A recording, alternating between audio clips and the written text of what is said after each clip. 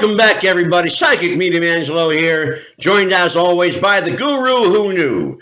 He is the Encyclopedia Britannica of pro wrestling, Jeff the Ref Robinson, and this is Wrestling with the Future with a very, very special guest, my friend, your friend, everybody's buddy, the Star Maker himself, the Star Maker, Kenny Bolin. Kenny. Big round. All right. Big round. Let me pull a Donald Trump and clap for myself. He's going to start with the Trump shit already.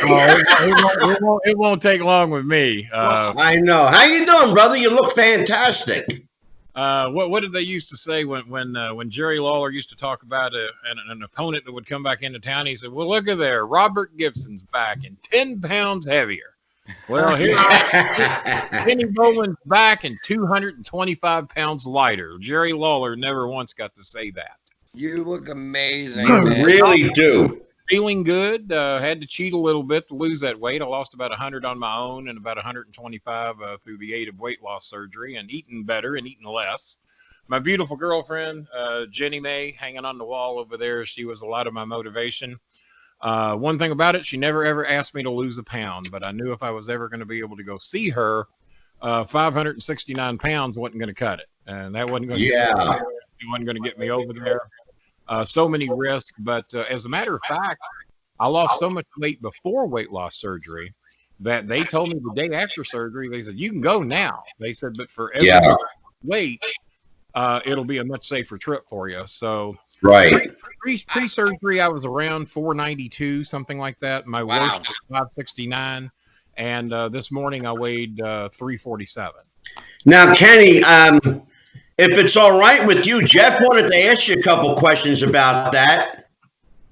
I myself am not going to hide the fact that I'm a big guy. I mean, I'm tipping the scales. Well, this is on video, and you don't have to confess to it, nor do I.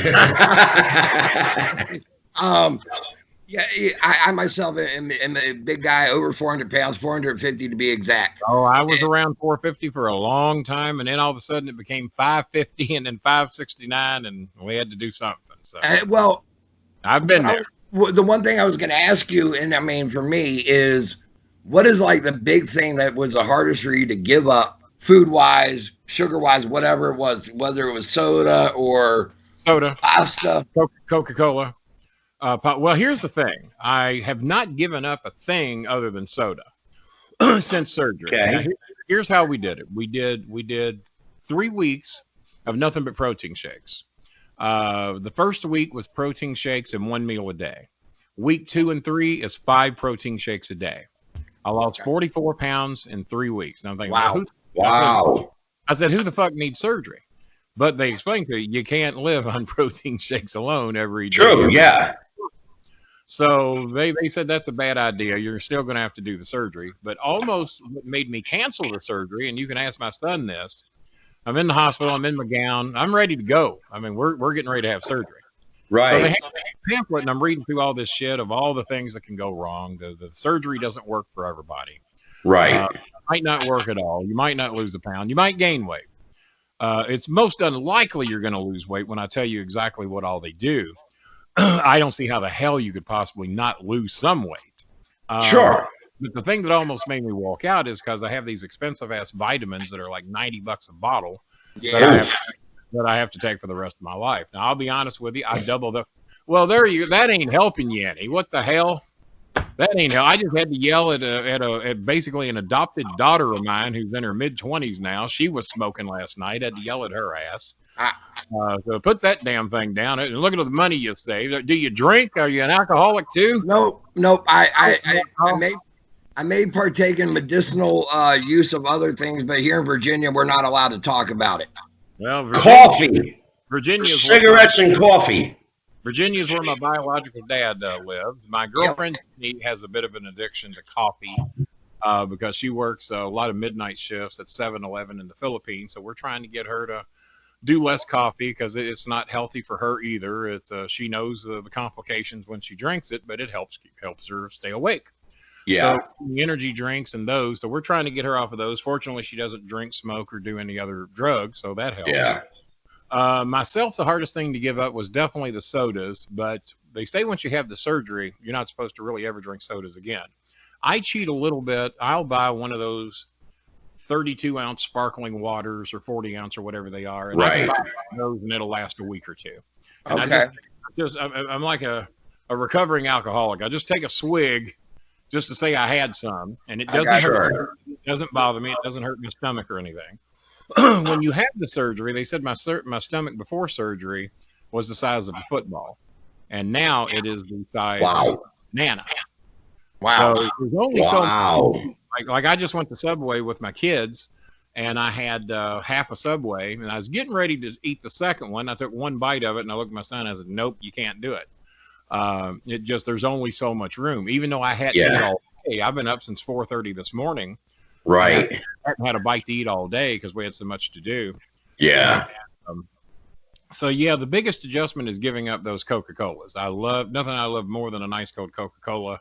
I haven't drank a whole one in God knows when, but if I'm out at a restaurant, Kenny, are you a fan of the flavor infused waters and sparkling drink? That's all I drink. I got a hum in my microphone. Are y'all hearing it? There we go. Not at all. Not at all. Yeah, I don't think you all hear it, but I hear it on this end sometimes. But I got it bugs me regardless. But I got sometimes we have it between us, but it's a simple fix. You just smack your mic. That's pretty much it. Yeah, I have. I think I got a cable. It's like a damn $7 cable. I guess I could just. Well, now I want to make sure I'm doing this right now, Kenny. So you've been doing video a long time. The last time I was on your show, you hollered at me for swarming the camera. How am I? For swarming the? What do you mean swarming the camera? I might have like this. For being like this. That's swarming. Yeah, you don't. Fine. I've noticed. I'm an expert at this. I've noticed that the further back the camera shoots me, the better I look. My girlfriend will testify to that. Every time she likes a picture of me that's close up, I'm just blown away because I look at it. Let's talk about Jenny May. Jenny May.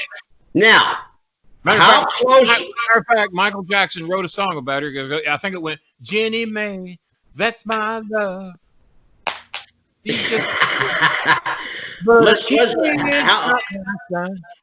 How close are we to wedding bells, brother? Man, it's pretty close. I've got 5 shows to do in Canada. I think starting March the 5th. As long as I saw that. I saw you going to Canada. It started out with 3 shows. Now you're doing 5. Started out at 3, it's up to 5. Now you have been following me, apparently. I have. Now, wait, real quick, are they going to be live? What's that? You're my friend. Of course, I follow you. It's supposedly been bumped up to 5. Rob Steele's the guy putting all this together for me. He's in Canada, and because he's got a couple of homes in the Philippines himself. So not only has he booked me in Canada, but he's also booked me on, I think, 5 shows in the Philippines starting in June or July. Wow. Oh, so you'll get to see Jenny. Well, I'm moving there, so I'm already going to be there. Yeah, that's breaking news. As part of my pay, for a lot of people it is. For part of my pay, they're actually flying me from Edmonton, Canada, directly to Iloilo City, which is very close to where my girlfriend lives. Right. Wow. We're all very excited about it. Today is our 39th month anniversary, which for those counting is 3 years and 3 months. Good for you. A lot of wrestling fans can't do that math, so I try to help them out as best I can. Well, I got to tell you something. I got hollered at last night by my co-host Jeff the Ref. Yeah. For calling wrestling fans. My exact words were, I called them stupid marks, and Jeff hollered at me. Here's the thing. Some of them. Yes, that's true. I had to make a public apology. There's many people out there that think that I really am a scammer, that I really did hate my mother. By the way, being as we're talking about her, she just God bless her. Yeah. Her anniversary of passing away on 1 year, just a few days ago, 2 years. Right. Passed away 2 years ago, a few days ago. And but Ma Bolin, but there are some people out there that think I really am the con artist, scam artist. And they believe everything that's in my book, thank God. And I love the book. In case you're not familiar with Kenny's book, it's called I Probably Screwed You, the mostly true stories of Kenny STARMAKER Bolin. I think I got 6 copies in that white ottoman behind me that are left that I haven't sold yet. I just plugged you. We did sell quite a few of I Probably Screwed You Twos over the holidays. I think I had like 30 books, and now I'm down to like 6. And my Amazon Right. were way up last month. I don't normally, because the book's been out 4 years, and Right. I don't normally make that much in commissions, but I think I made like over $140 in commissions on Amazon, which for a Good. book that's been out 4 years, that ain't too bad. I got my copy on Amazon, but I downloaded it to my phone. Yeah. So I do own a copy of your book. So you can actually read it on your phone then. Yeah. A lot of people have asked me to do the voice thing, but I hate reading fashion, even my own book. That would be awesome to hear. I should get motivated and do that. I really should. You know, Kenny, that's the way to go. You hear Kenny Bolin? Bill After told me the same thing. He just did an audio version of one of his books. Right. But I don't know who to contact to do it, how to record it. I'll put you in contact with some people. You got some people that know how to do it? Yes, sir. Well, we might ought to look at that. But then again, once you make that first copy, how do you stop people from just copying it and giving it away to free to everybody? How do you do You got to have people. Well, that's the problem, because there's a lot of, like in the music business, there's a lot of pirated material. Oh yeah. And books are unfortunately, Kenny, books are no exclusion. I wrote a book 4 years ago, and I'm finding that my book is supposed to be exclusive to Amazon, but I'm finding it on other book sites. Mine, I supposedly is myself, too, other than the ones I sell. well, I was Go ahead, Jeff. myself found on YouTube of all places Gary Hart's book, where somebody's reading it, an audio version of Gary Hart's book. That's one of the hardest fucking books to find out there. So, Yeah, I met Gary Hart a few times back when I was hanging out with Cornette back in the old days. I met him down in. what was your impression of him? Gary?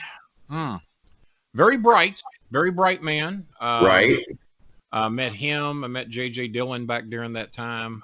Me and Ric Flair got to be pretty close during that time because we were both huge college basketball fans. The Louisville Cardinals in 1986 destroyed Ric Flair's North Carolina Tar Heels. He actually had bet me $100 to my 1,000. I'm sorry. He bet 1,000 to my 100. He bet me 10 to 1, whatever I wanted to bet. So $100 in 1986 was a reasonably big deal to me. My rent was only $250 back then. Oh, hell yeah. So he bet me 1,000 to my 100 that if North Carolina and Louisville met in the 1986 NCAA tournament, that North Carolina would win. Well, Louisville won by 23. So shortly after that game, they were to appear in Cincinnati. So I drove to Cincinnati always to go meet Jimmy. If he was within 150 miles, I'd normally drive and go meet Jimmy and hang out with him. And so Ric Flair is there, and I picked Jimmy up at the airport, and there's Flair getting off the airport. So when Flair sees me, he goes, aha! He says, I guess you think I'm going to pay you for Louisville beating North Carolina. I said, I certainly expect you to. I'd have paid you if I'd lost. He looks at you, he says, well, I got news for you. He says, I'm not going to pay you. The Cardinals cheated. Bobby, by 23 points they cheated. Bobby Eaton apparently thought Rick was shooting with me. So Bobby Eaton walked and he says, Rick, he said, I'm not going to stand here and let that go. He says, you bet the boy the money. Now, the boy was 26 years old at the time. You bet the boy the money. He says, pay him the money, because I know if Kenny had lost, he'd have paid you. And he says, Kenny, you got $100 on you? I said, well, yeah, I've always got $100 on me. Back then, I didn't trust banks that much. The IRS had gotten me pretty good, so I wasn't stocking a whole lot of money in the banks back then. And but now Rick says, all right. He says, all right. Like $1,000 is a big deal to me. So he pulls out his wallet, and he's got these $100 bills, and he's just counting them out. One, he's counting them out, so two. So he gets to 1,000. He says, Kenny, there you go, buddy. And he pats me on the back. I just want you to know that was my dinner money tonight. And I said, Rick, I just want you to know you just paid my rent for the next 4 months. Well, Wow. I got a funny story to tell you that you'll probably appreciate here, Kenny. Well, we'll see. You know your good buddy Jimmy Cornette there. Oh yeah, my dear friend. Yeah. He cut a promo. Turned on me when my mother died. Well, I know. He cut a promo recently on Twitter on a kid named Jordan Oliver who blew up wrestling. When is he not cutting a promo on somebody on Well, Twitter? Exactly. Thank you. Well, this kid, he ends up getting the promo cut on him. 375,000 views later of his little 1.5 minute clip. Yeah. And, you know, he worked the show with us in VCW this past Saturday. What in the hell clip did he do that got 375,000 views? Oh my God, Kenny! It is a classic clinic. I'll call it a clinic. It's a clinic in spot after spot for spot move. You hit your move and duck down and miss, and I'll miss my leg kick, and then you duck down and Kenny, they never touched one time. Not one time. So of course, Cornette. Yeah, he shot on it big time. I could see Jimmy losing his mind over that one. Well, oh my God. I'm working the show with Jordan Oliver this past Saturday, and come to find out the kids actually got a lot of respect for the business talking to him. Right. And he said, I'd like to thank Cornette for paying my rent for this past month because I just boosted my T-shirt sales. Yeah, that never hurts. That never hurts. I'll tell you what, the kid, he's only 20 years old and I mean, phenomenal. He's a good kid, Kenny. We're going to have him on the show. You know what, Kenny? I want to talk to you for a couple of minutes about this. The last couple nights, we've brought up the subject. In fact, on the show as well, brought up the subject of developmental wrestling, the developmental territories and wrestling training facilities.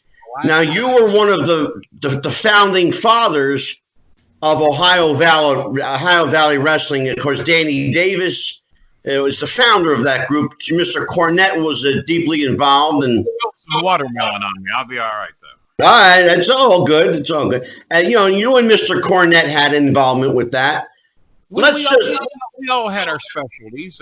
Danny Davis was more or less behind the scenes. A lot of people think that he actually got in the ring and trained people. And in all honesty, that rarely, if ever, happened. Right. Jimmy, needless to say, didn't really train anybody. Jimmy more or less went over psychology and storylines and all that. Right. And my expertise was traveling up and down the road with them, teaching them to be on time, teaching them how to be bad guys. And plus, I sold all the advertising on OVW. And in all honesty, even though I did get a supplemental check from WWE and some from OVW, and I got a large commission on the advertising I sold, and I just had to tell him, I said, well, right. Danny would get pissed every time he'd write me a check for $1,000, $2,000, whatever. He says, you do realize you're the highest paid guy in OVW. I said, and I should be. I said, I'm the face of it. I'm on every goddamn show. I elevate all the bad guys. I said, I put 54 men into the WWE. Sin put 1, Batista. Yeah. And she can have him.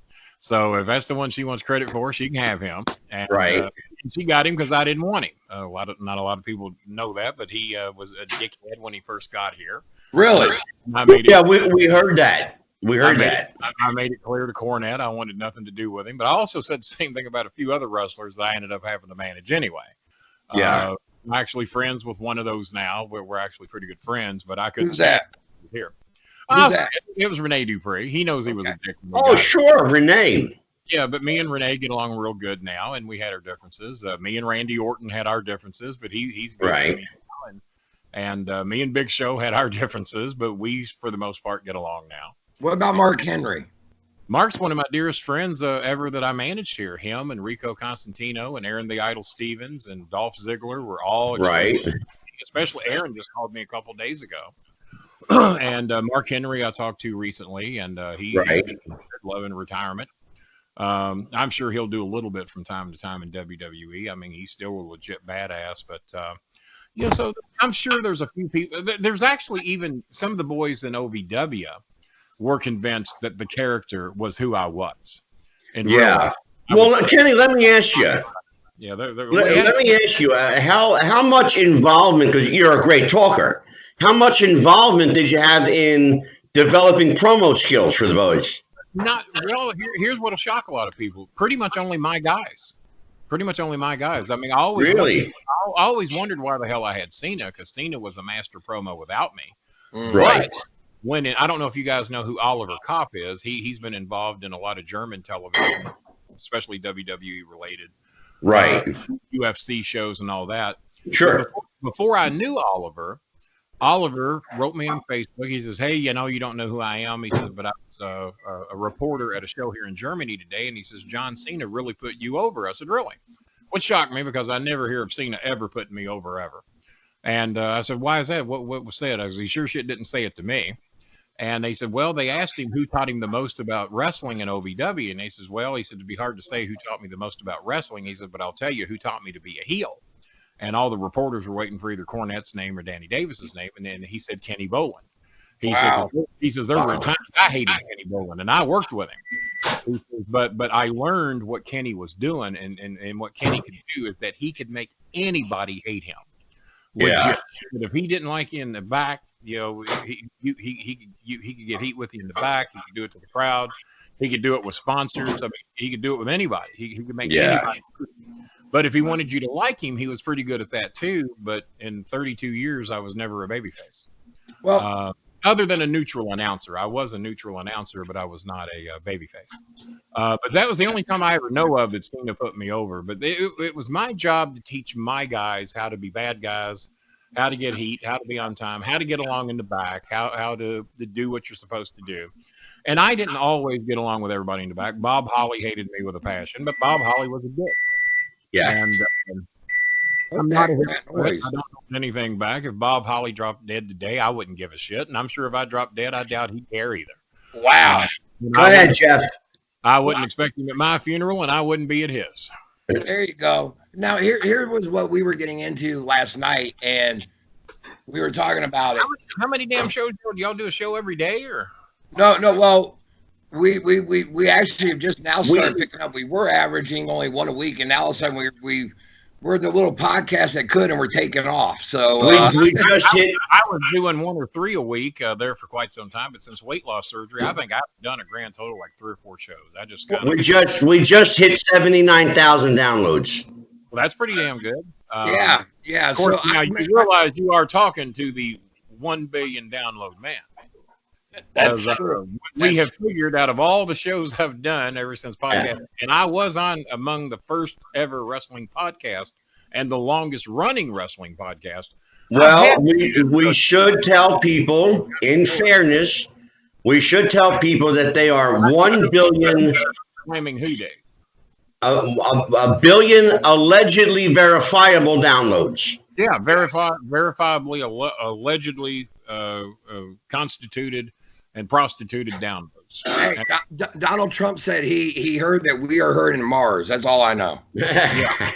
Yeah, he did. By the way, he did warn me about doing podcasts near windmills because they cause cancer. So he did ask me not to do that. By the way, Kenny, I have to tell you something. Well, you are, whether you know it or not, young man, you are responsible for this podcast. Why is that? Why am I responsible? Jeff, you want to tell him why? First of all, don't y'all blame that shit on me, but go ahead. Well, here goes. No, I'm thanking you for it, you fucker.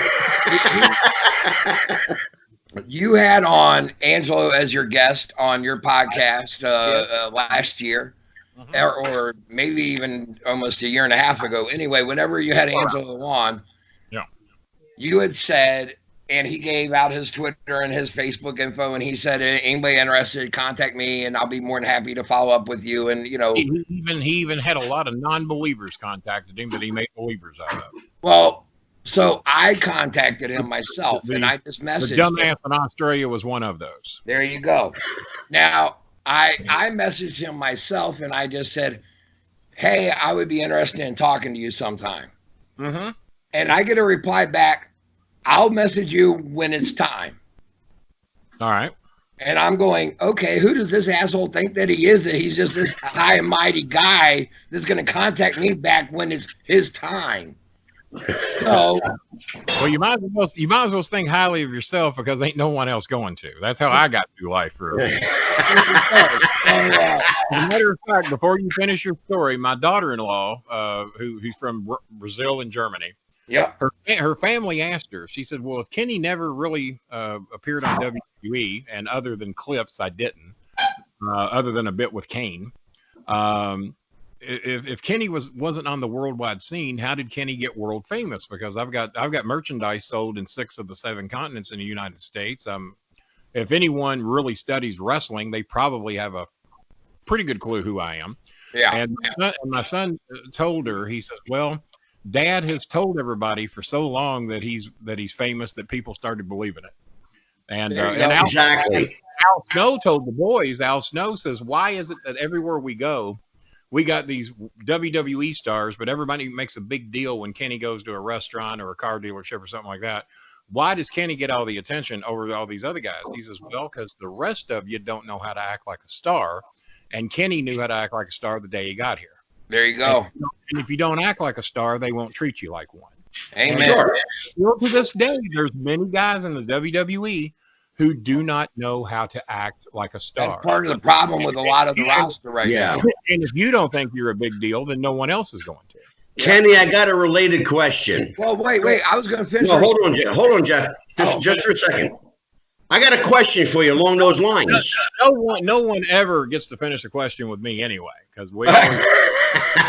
Well, Jeff and I talked about that. I said, I have a question for you. It's related to that. What's the difference between being over and getting over? The difference between you can't be over until you get over. And the way you get over, and this is my opinion, there might be others that disagree. In my opinion, you got to find your niche, and normally that is your own personality times 10. Angelo is an absolute genius at that, because if Angelo thinks as highly of himself as he makes us think he does, he needs mental help. Many people would tell you the same thing about me. Well, that area. My wife just walked by with one of these. But it's normally your personality. Oh, shit.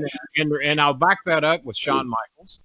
Shawn Michaels was Shawn Michaels times 10. Bret Hart was Bret Hart times 10. Stone Cold Steve Austin certainly was himself times 10 or 20. Right. Undertaker found a whole nother way to get there.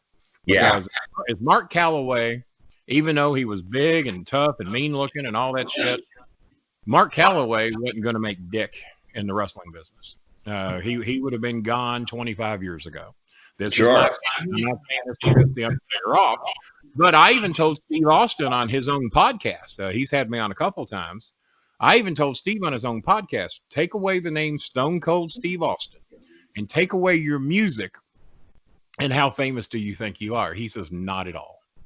Not at all. Steve Austin was not cutting it, or Stunning Steve was not cutting it. Oh, for sure. You can throw me on a mid card, but he says when that music hit, and when Austin 3:16 says I just whipped your ass, he says that was me times 10. And, and that's more or less what Kenny Bolin is when I'm on television or if I'm out in public.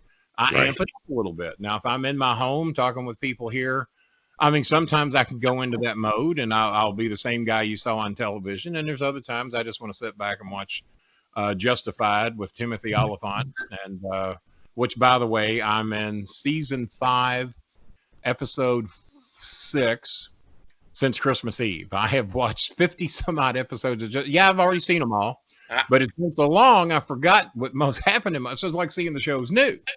Because I've been dying for Justified to come back. Well, it ain't needed for me because I just got 6 brand new seasons because I forgot most of what happened in all of them. Right. And so if you have never seen Justified and you want to see what Harlan, Kentucky's about, it's pretty goddamn accurate. Really? Kenny, but getting over is the thing. Not too many people walk into the business and are over. Okay. I don't care how beautiful a girl you are. I don't care if you got the looks of who's the guy that was in Titanic and he was also in Leo DiCaprio. No, not DiCaprio. The other guy, the heel. Oh, I don't know his name. His name's Billy Zane. Billy Zane. Billy Zane in the movie Tombstone, and I don't have an ounce of gay in me. And I was watching this movie with Maya here a few weeks ago. Billy Zane gets out of the stagecoach in Tombstone. I looked at him. I said, that has to be the most beautiful goddamn man I've ever seen in my life. She says, Kenny, I've never seen you even act like you got an ounce of gay in you. I said, I don't know. I'm going to tell you this right now. I don't know if I'm capable of fucking a man, but if I am, Billy's gonna be the one I'm gonna get. Oh, shit. Billy Zane, be on the lookout, son. God. By the time he hit Titanic, he was a master heel. In Tombstone, he was not so much of a heel. He was a great heel. What was so funny, I had not seen Tombstone in forever, and Maya loves the looks of the men in it with the mustaches and the rough looks and everything. Oh, sure. Kurt Russell's in this and everything, and she's just freaking out over the guys. So we end up watching the whole movie. I'll be goddamn if one of the big heels in the movie, one of the heel Mexicans, is sitting there, and Billy Zane is on stage performing, and the heel sitting there looks up and says, "God damn, that's the prettiest fucking man I ever saw." I had said earlier, and so we both thought Billy was a pretty good looking guy. So if you want to see the definition of a good looking man who should be over just on his looks alone, besides me, other than you, watch Tombstone. I used to say that I was the best looking 500-pound man in the country. Now I'm the best looking 300-pound man in the country. There you go. Kenny, Jeff has a question for you about the Performance Center. Sure. About what the OVW. What I was going to say was, were you guys considered WWE Ohio Valley, or was it just Ohio Valley? Just Ohio Valley. Just Ohio Valley. Now, they supplemented us, and Danny Davis admitted that he was probably he won't admit it in public, but a lot of people think Danny Davis was putting about $1 million a year in his pocket through the affiliation with WWE. Now he wanted all dirt poor. Here's why. But after everything came to a head, a lot of people were saying, and Danny didn't really deny it, that he was probably putting about $1 million a year in his pocket based on sitting in the office and telling people what to do. Here's why Jeff brought that up. All right. Here's why Jeff brought that up. The other night we had a discussion about. And by the way, we worked. Jimmy Cornette figured this out. We worked on 127th of the budget that what Florida has. NXT. Wow. We worked on 127th of the budget that they had. Can you imagine if we'd have had the money but we didn't, because they never really liked us running it anyway, especially Triple H. He always wanted it to be his own deal. But think of the 54. We heard that. Think of the 54 men alone that I put in the WWE. Right. I can use most of them. And then OVW as a company put in, I think, 136. 54 of them were my guys. Well, this is what how many people can you name that NXT actually developed, didn't pick up from one of the other companies? Name me who they developed and made a star to the level of a John Cena, a Mark Henry, a Bull Buchanan, a Rico Constantino, a Dolph Ziggler, a Randy Orton, a Brock Lesnar, or any of the countless girls that we trained and developed as well. Name Go ahead, Jeff. Who they developed. Oh, I mean, that weren't already developed. All my guys were developed from dirt. My guy, even Mark Henry and Big Show didn't know dick when they got here. Right. Bull Buchanan knew a little bit, but not too much of the others. Well, what we were talking about was, I said NXT has done their best to establish themselves as a separate brand than WWE. When fans refer to it, they refer to it as NXT, not WWE. NXT. But it's not. But it's not. But it is still WWE. But SmackDown's WWE, Raw's WWE, because the talent keeps interchanging, and now they've done the same thing with NXT. So now it's no longer separate. All three companies, and they're not three companies. They're all the same goddamn company with just a different name. And it's now it's not even to the level of minor league baseball, because the minor leaguers get called up and down. How many people seen on the main roster get sent back down? I'm sure it's happened. But it ain't like Major League Baseball. It's not. Kenny, it's interesting that you bring that up, because the other night I actually used Major League and Minor League Baseball as my reference. Now Jeff and I have had this discussion. I consider NXT still to this day a developmental brand. Whereas Jeff considers it a separate entity. So settle the argument. No, is it developmental, or is it a separate brand? developmental that has got enough television time. If OVW, see, we did the same thing. There were many times that the awards would come out at the end of the year, and we would get more awards than WWE for quality television. We were close to being a separate entity than they were because Cornette hated the fucking WWE. I hated how WWE was run, so I was anti-WWE. Danny Davis was anti-WWE, so there were no WWE cockblowers running the shit in OVW. The three running the shit in our three areas of expertise, whether anybody with that company wants to give me credit for it or not. And Rob Conway be the first to tell you. He come up to me and told me many a times, he said, if Kenny Bolin did not come into OVW when he did, OVW would have been gone. There would have been no advertising dollars. There would have been no publicity. We wouldn't have got the television deals we got. Wouldn't have got on WHAS radio and gotten the monster sponsorships for those Louisville Garden shows where we were having the Stone Cold Steve Austins and Undertakers and Kanes and Litas and all the people. What's his name? Mick Foley, who I did a couple of shows with. Diamond Dallas Page. All these guys were coming here to elevate our talent. Right. I don't know how much of that goes on down in NXT. I don't think it's anywhere near as much as it used to be. They don't use anybody down there right now. I mean, they have pulled Finn Balor from the main roster, put him down there in NXT again.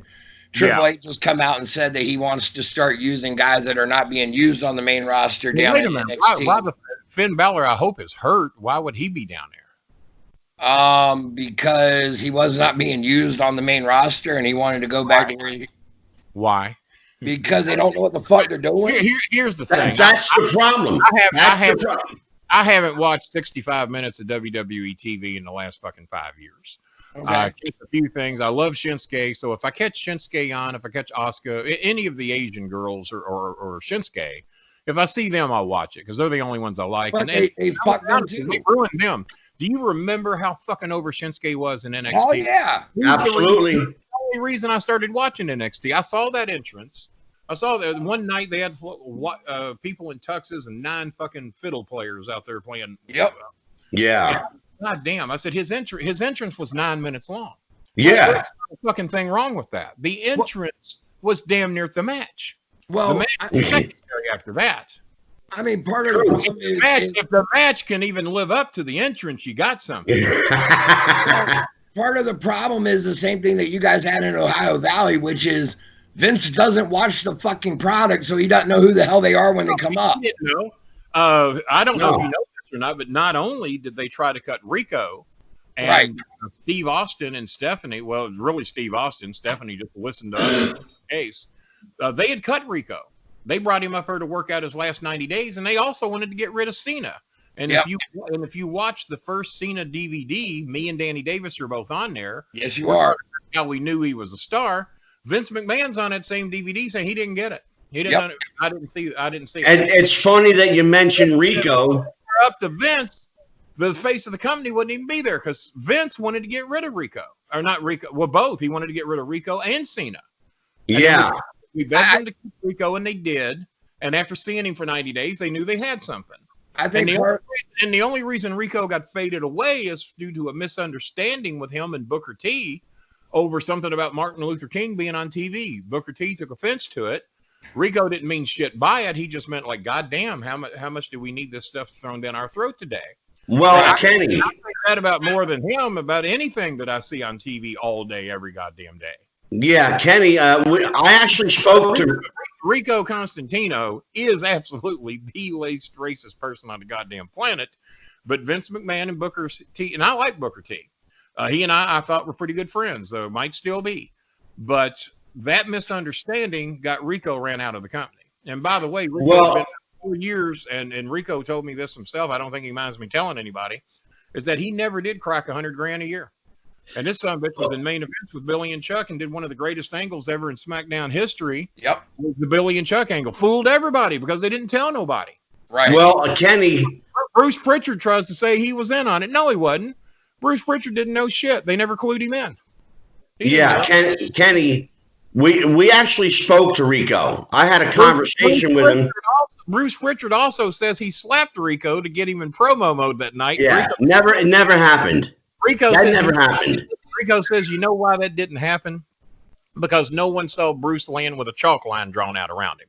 Exactly. No, that didn't happen. Well, let me tell you. If that fucker had made a hand on me, it'd have been the last we'd ever heard of Bruce Pritchard. Well, I will tell you that I spoke to Rico. My conversation with Rico is up on our site. Right. It's available on all of our platforms. And Rico will be a guest on the show in March. And I would love to have you back in March on the show with Rico. I might have to do it from the Philippines. It depends when I go. But if I'm there and we got a good internet connection, I'm happy. And I will tell you I'll that be doing it on a beach somewhere. I will tell you that Asian girl sitting on my lap breaking coconuts for me. But other than that, not wrong with that. I will tell you that you mean the sweet Jenny May, not any other Asian girls, only Jenny May, only Jenny. I will tell you that absolutely I can confirm that what you say is true because Rico has spoken of it himself. Yeah. Oh yeah. And I will also, when I contacted him about it, he was pretty goddamn hot that Pritchard said that. And he places the blame for his departure squarely on Bruce Pritchard if you hear him. Well, but Booker played a heavy part in it too. Vince. Oh, I know. I know what happened backstage and behind the scenes. I don't even have to talk about it because it's an absolute fucking lie. And I won't talk about it either because it's deeply personal to him. But I will tell you that these days, Rico is kind of a different guy. He's not holding back anymore. No, well, he didn't hold back a lot back then. He doesn't need to toe the company line anymore. And plus, on top of that, Rico is one of the absolute legit badasses. There wasn't anybody in the WWE, maybe one of the UFC fighters, Ken Shamrock or somebody like that, or right, maybe even Undertaker, because they say Taker's actually legit tough. But I tell you what, it wouldn't be easy if Taker decided to fuck Rico. And it wouldn't be easy because Rico, he was a bodyguard for that Benny, whatever his name was. Rico Benny Hinn. Yeah, Benny Hinn. Rico don't even like to talk about it. There's so much deep shit there. He don't even like to talk about it. But I know. If you're a bodyguard for him, you're a legit badass. There ain't too many people fucking with you. Now, Kenny, I got to give you credit for something. How about a $50,000 Visa card? That'd be some good credit. Well, you and your son helped change my mind on Donald Trump. Okay. Well, you didn't hear anything positive out of us. Well, no. I've fucked for 3 times. And here's the deal. I will come to you right now. I will come to you right now and confess that I was a member of the Young Republicans in high school. So was Chris. I was part of George Allen's governor campaign here in Virginia. Right. I was there when he got inaugurated. I was born and raised on Rush Limbaugh. I used to listen to Rush. Now I was not. I've been a lifelong independent, but I used to be thoroughly entertained by Rush because let me put the. I knew he was bullshitting everybody. And let me put the ice. Yet he's still on the air. Let me put the cherry on top of the ice cream here. All right. Jeff's mother was the personal assistant to Pat Robertson for 40 years. My dad painted his house. Did you know that? Which one? Well, I don't know which one. It was in one of the Virginia homes. I know the city, but my dad painted the interior of his home. And Pat Robertson used to brag about the 700 pairs of shoes he had, how much his suits cost, his luxury cars. Well, and my dad told him, he says, can you imagine how much help you could do for poor people if you just sold your shoes or your cars? Well, Not to mention your goddamn house. And then Tammy Faye Baker, Jim Baker with that goddamn Disney World they had on the side. Well, I would go to see my mom at work there at CBN Regent, and when she worked there, and you would actually have when Pat was younger, but you would see him out there on his property riding around on his horses, and and whatnot. And then I've never been in his house. My mom never was either. But I wasn't in it either. But my dad was many times. The tales are that he had 7 bathrooms with all gold plated, toilets and sinks and the whole Well, he didn't talk much about that, but just hearing about the suits, the cars, and the shoes, But and what his wife had, I mean, that is what I was look at was getting the at. Philippines, Imelda Marcos, people starving to death in the damn Philippines, all over the goddamn place. Yeah, absolutely. Imelda Marcos is bragging about her 600-700 pair of shoes she's got. Well, what I was going to get. My girlfriend thinks I'm an asshole because I got 5 pair of shoes. Well, I've offered to buy her because you can buy Converse tennis shoes in the Philippines for fucking $5. Damn right. I offered to buy her whole family Converse because none of them had ever had name brand shoes before. Right. She says, no, we only need 1 pair. We only need 1. Kenny, why do you have 5 pair of shoes? I said, well, to color coordinate. And she thinks, well, you glutton. You know, I remember Maya was pissed back when I had 27 televisions. Holy hell. All of them. I didn't buy 27 TVs. I traded for them when I was on television and trade them for advertising time on our shows. But yeah, one time 27 TVs, and Maya hated that I had 27 TVs. Why don't you do those, you know? And eventually what I was getting at with the whole Donald Trump thing was I would hear you and Chris have 26. I would hear you and Chris's take on a lot of what Donald Trump was saying. And I'm going, you know what? What they're saying is actually very accurate, very true. And we don't have to make up anything on him. He admits it all himself. We don't have to make up shit. Well, I pointed out to numerous ones of my conservative friends. That was the hard thing about being on Russo's network is because every one of them were blowing Trump's cock and buying his shit. Right. And I love Russo to death. But Russo quit watching Saturday Night Live because they fuck with Trump. They fuck with every president. It doesn't matter. That's what they do. But when the president is a fucking moron, a pussy groper, and a thief, then you got more fucking material. And I know there's parts of New York that love Trump. Now, New York City don't. They'd burn his hotel down today if they got a shot at it. And as a matter of fact, Iran has threatened to blow up all of Trump's properties. I said, well, fuck, don't do that. You'd just be doing him a favor because most of his properties are losing money. And now he gets to file an insurance claim. You're only going to help that fucker out unless he's in one of them. Exactly. Get Mar-a-Lago. You'll get that one if you're going to blow something. I made the argument, and I've said many a person, as I said, you show me a president of any damn company, I don't care if you're Coca-Cola to a country, you show me a president that gets on there and engages in Twitter beefs. You know what I mean? You can't name any because they wouldn't have the job if they did. I mean, you don't see the president of Coke going, hey, Pepsi, you suck. Suck my dick. You know what I mean? Maybe they should. Who knows? Well, listen. Speaking of Twitter beefs, was it a wise move, Kenny, for Tony Khan to engage in a Twitter war with Randy Orton? No. Well, I have to plead. It's your name, Kenny. I have to plead some ignorance on it. Well, number one, I don't know who the other guy is, and anytime when you're an unheard of and you're getting into a beef with a documented star, and me and Randy have had our differences over the years, but it probably would not be. I don't know who the other guy is, and I was not aware that they even had a beef. So. Tony Khan is the owner of AEW. Oh, well, what were they beefing about? Bring me up to date. Well, Randy Orton had basically alluded to him coming, possibly going to AEW. His contract was up. He was just trolling the internet trolls is what he was doing. I know what he was doing, yeah. And then Tony Khan decided he was going to chime in on whatever. So he cut his balls off. I can already tell you what happened. He cut his balls off and made it aware that he didn't have it. He didn't want Randy. Is that what he did? There you go. And then I saw that coming a mile away. Well, no. Then Randy turned. He said he was like, basically, how dare you use my company to try to leverage, yourself into a better contract, whatever. Yeah. And Randy said, "Okay, shut up." He called him Jacksonville Dixie.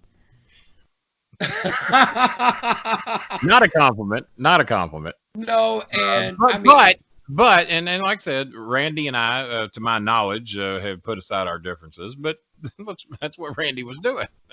He's working himself for a better contract, and I don't judge him for that. I mean, if he can do it and get by with it. But apparently, the other guy called him out on it. Randy has a bit of a history. Randy is not the most pleasant guy in the world to get along with backstage. It wasn't that way in OVW. I doubt it's that way in the WWE. I hear since he's had a child, he's calmed down a little bit. Mm-hmm. But I'm sure that old Randy is not too hard to rile up. Nope. And that was. I haven't had any contact with Randy since we did Six Flags shows together. Well, I was going to say the point is Tony Khan, who is the owner. I knew exactly what was going on the minute you just gave me a little bit of the story. It was obvious what was going on. Now, but was it smart though for Tony Khan, the owner and president of this newfound AEW, to engage with Randy Orton? What do you think? I'm going to change my opinion on it because I didn't have the whole story.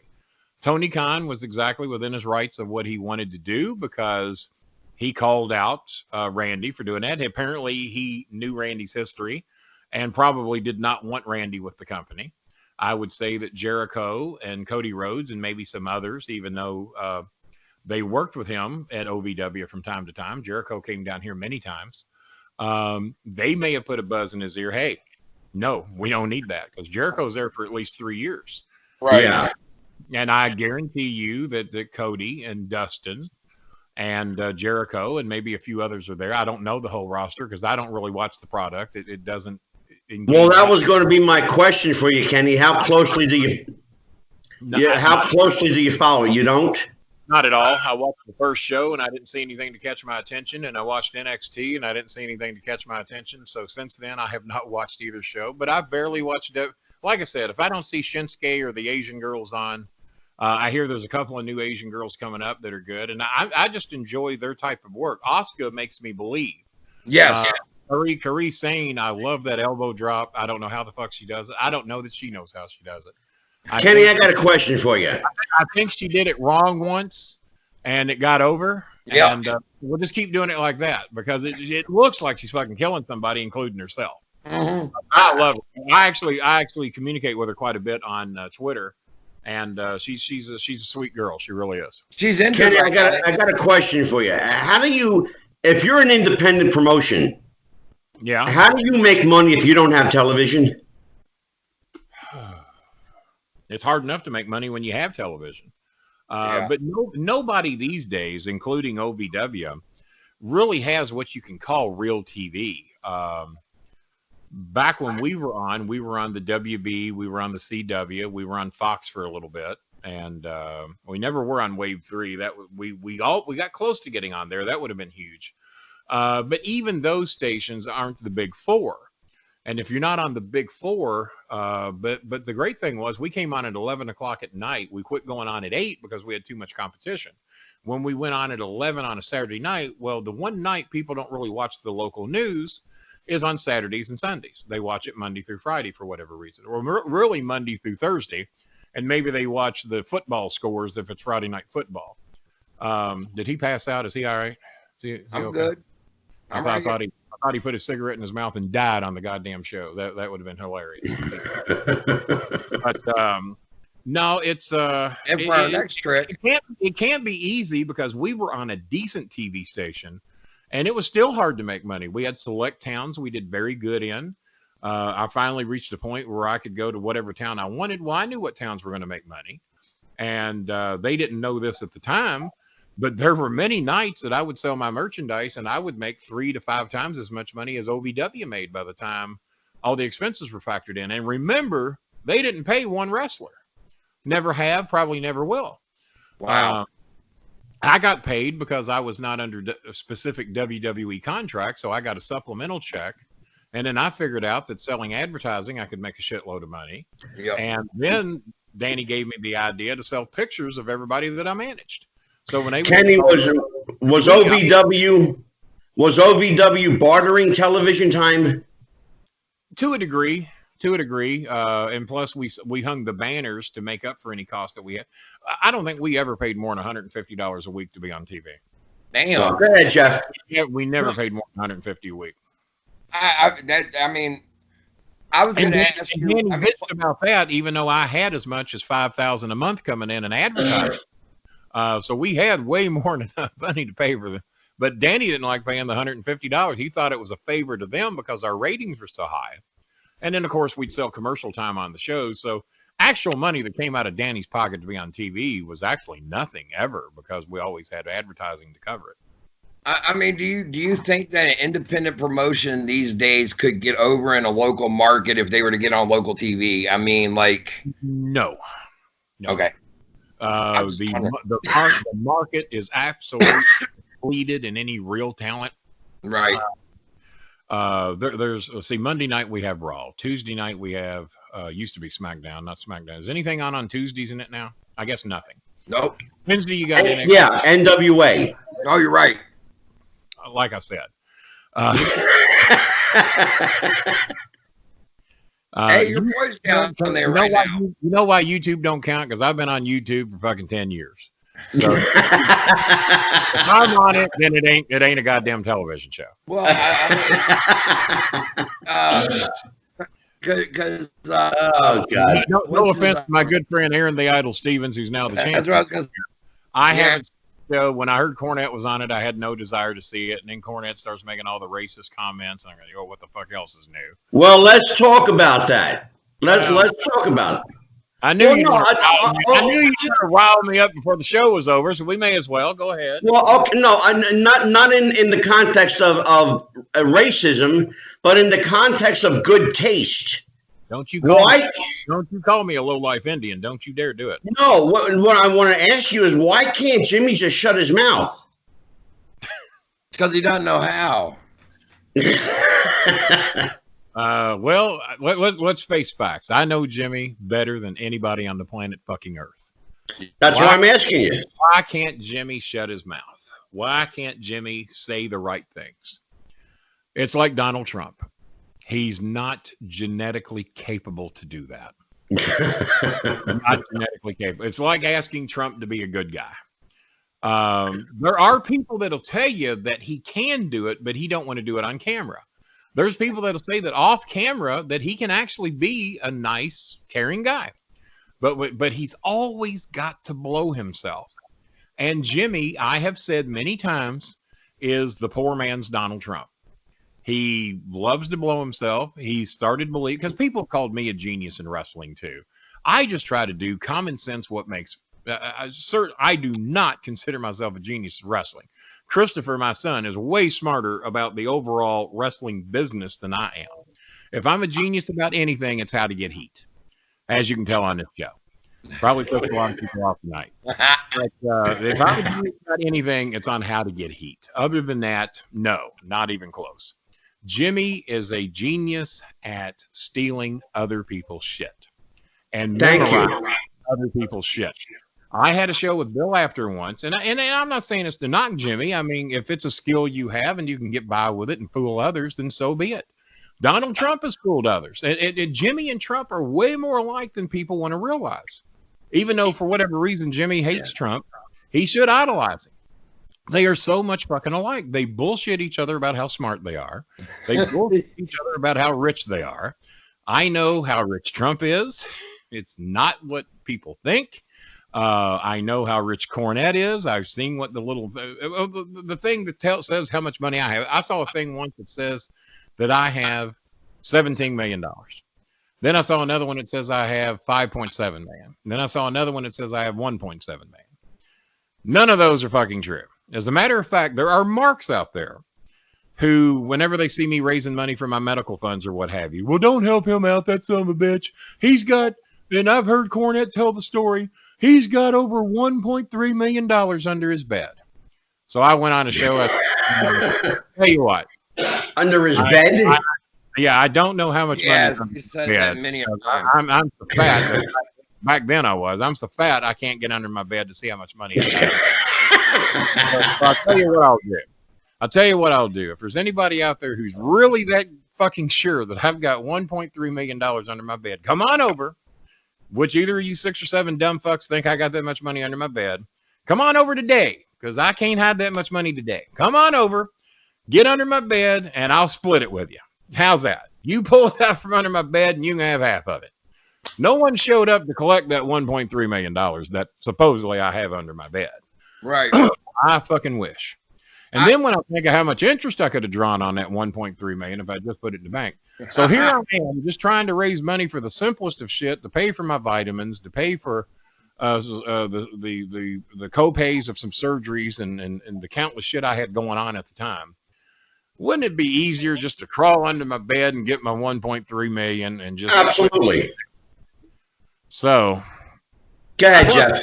And plus on top of that, I wouldn't be eligible for any of the help I do get if anyone even had an inkling that I had $1.3 million. As a matter of fact, I am not allowed to carry a balance of $2,000 or more in my bank account.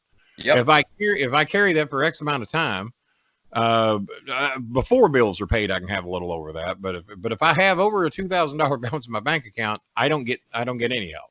Well, I don't get any health benefits. I don't get any disability. They take your disability away if you have over $2,000 in the bank. Yep. Now my bills and mine are, I know what Jimmy Cornette's bills are, and his are about 5 times what mine are. And mine is in the neighborhood of about $1,500 to $1,700 a month. When you factor in everything, car insurance, rent, electricity, whatever the fuck. My minuscule cell phone bill of $22 a month. My landline phone bill of $10 a month. You add up everything, and I might be out $1,500-$1,600 a month. Jimmy's bills are way the fuck higher than mine, so he can't quit. He can't quit working. He's got to keep getting out there, but he keeps pissing off all these damn companies. And like Angelo said, if he just shut his fucking mouth and quit offending them, but he does that because that's what his base loves. Why does Trump badmouth immigrants? Because the base loves it. Why does he want to build a 900-foot wall that ain't gonna keep fucking anybody out? Because the base loves it. Trump appeals to the uneducated white guy. And when I say uneducated, that means didn't go to college. Well, Kentucky, 66% of Kentucky voted for Donald Trump. Most of them uneducated white guys. I would be one of those. I would count as that because I didn't go to college. I went to the University of Hard Knocks and learned all kinds of shit. Oh yeah. But I don't have a college education, so I should be one of that 66%. Now, the educated people that live in the cities and the suburban areas, they despise Trump. Right. But those are smarter, educated people. Not to offend those that live in the rural areas, but let's face it. If you live in the rural areas, you don't get that much news. You don't get that much interaction with real people. Because I've lived in those bumfuck areas many years. I lived there for 14 fucking years. Right. You see things differently. But what really gets me is that the Trump supporters are the people like me and you and whoever. I don't know if you got a college education, Jeff. I have no idea. A lot of people in the wrestling business don't, or they wouldn't be in the wrestling business. Well, I got about a year behind me. That's it. So they all think that the wrestling business is going to make them rich. I fucking knew better. And I did as good as anybody on a so-called independent level at making a living in the wrestling business, and still to this day probably do. I ain't rich, but I live month to month and I make it at 59 years of age. And I've been around the business since I was 14 years old and making money in it since I was 27. But what gets me is that you think that the rural so-called uneducated dumb fucks is what they like to call them. Right. You think that a person like them is what they would appeal to. A guy who pulled himself up from his bootstraps and came from nothing, which would be me. A guy who didn't know what he was going to eat unless dad had a successful hunting trip, unless dad brought a couple of groundhogs home or a few squirrels home. I've been there. My dad had too much pride to accept food stamps. So we didn't even get that type of fucking help. And so a guy who has had nothing and then built himself to the top, I can see the uneducated white guy buying into that. But that's not Donald Trump. And that's not a whole fucking lot of them. All these billionaires that are getting in, buying up time and space on the networks. Why does that appeal to me? I want to follow the guy who had nothing and then through hard work or being smart, figured out a way to come and rise above that. That is not done. So that's what baffles me, is that someone like you or me or anyone else would buy into that shit. Right. And the tax cut he gave, benefited the top 1%. Well, who's in the top 1%? Him, his family, and all these fucking jobs he gave out in the White House to his family. They're all the ones who benefited from the tax cut. The day he gave the tax cut, the Trump family made $1.8 billion. Holy hell. $1.8 billion is what the Trump family and organization profited by what he saved in taxes. Now, here's another thing. Angelo, if I wanted to see your tax returns, would you have any trouble showing them to me? Not one iota. Jeff, if I wanted to see your tax returns, would you give No problem, buddy. I don't give a fuck. And once you're on disability, you don't have to pay taxes. So I haven't paid taxes in about 10 years. I don't have a problem sharing my tax returns. Now, if you ask me, Kenny, we want to see your tax returns. Yeah, we'll help you. We'll donate to you. But we want to see we want to see what you're really worth. We want to see what kind of money you've made. Show me your tax returns. And if I went, Jeff, for 3 years, longer than that, because he wouldn't show them when he was running. We'll say 5 years. People have been trying to see Trump's tax returns. Yep. Yeah. He won't show them. You got to go to court to see his tax returns. Yeah. Why can people not see he's hiding something? And everyone knows what he's hiding. Everybody in New York that's done business with him knows what he's hiding. He's in bed with the Saudis. If you check the Trump hotels, the Saudis flood him with fucking money. Why do they do it? To get favors. When Trump was in, we lost Angelo there for a second. That's all right. At least video. But when they were flying over to Ireland, they were having the Trump, they were having the airlines fuel up near the Trump hotel so that they would all benefit from that. The same with Saudi. He turned on fucking Syria. Why? Because he's got hotels in Turkey. Right. Well, I can't put on Turkey. I got 2 hotels there. I don't have any hotels in Syria. There's Angelo. He's back. Now Angelo's on the left side and you're on the right side. I don't know how that works, but there you are. Hey, well, what I had a philosophy really quick about Jimmy Cornette. Go ahead. I think half of the time that he goes on these little Twitter rants that he does, because in fact he actually sees the talent as being talented, but he can't come out and say it. So he has to cut a promo on them to get them over and get noticed. Right. You think he's cutting a promo on them to get them over and to get noticed? Yep. Not himself noticed, but to help the talent get over and get noticed. Dead wrong. Dead wrong. He's doing it to get attention on himself. Well, no. In the process, he does. He keeps the attention on himself, keeps his followers happy. What does he have to gain by cutting a promo on someone at a company he doesn't work for? Now, of course, if he's burying somebody in his own company. No. I mean, other than the fact that his little contingent, the cult of Cornette, love when he spouts off. They are a cult. They are a cult, and so is Donald Trump's people. Well, I mean, no matter what bad he does. You remember when the tape came out recently where Jimmy had used the N-word like 16 times? Yep. Yeah. Okay, in this day and age, Angelo, are you going to defend Jimmy for saying the N-word 16 times? No way. You might like Jimmy or be a friend of his. Jeff might be. No. Jeff, are you going to defend him? I don't know. I don't know him, so but I would. Twitter was flooded with fucking people, and I wouldn't expect him to defend me either. If there's a tape that showed up somewhere where I had said the N-word 16 times, I hope somebody would call me out on it. And the best I could say is, guys, I've changed. I'm sorry I said that shit. That was fucking wrong. Right. I'm so sorry. Goddamn, I'm not that person anymore, and I hope you guys forgive me. Well, that's what he should have said. Right. But that ain't what he said. Well, it was a different time back then. No, it wasn't. It was the fucking 90s. Right. I couldn't say the N-word in 1966 at LaGrange Elementary or Crestwood Elementary. Right. I couldn't say it in 76. I couldn't say it in 86. Well, look how they buried Hulk Hogan. You could say it, yeah. Well, but look at WWE. Took him back. Yeah. I didn't think they should have. Because I agree.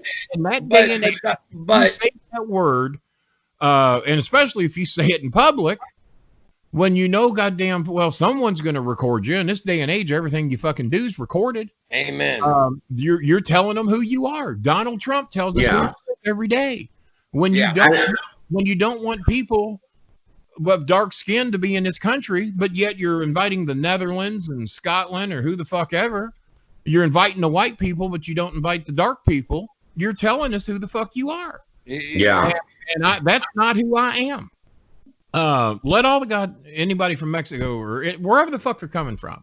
Right. We have a lot of fucking open land in this country. Yeah. Fucking open land. And we can't put them all in Boston. We can't put them all in Miami. We can't put them all in Detroit, Chicago, Los Angeles, or San Francisco, or Houston. Right. Or even Dallas.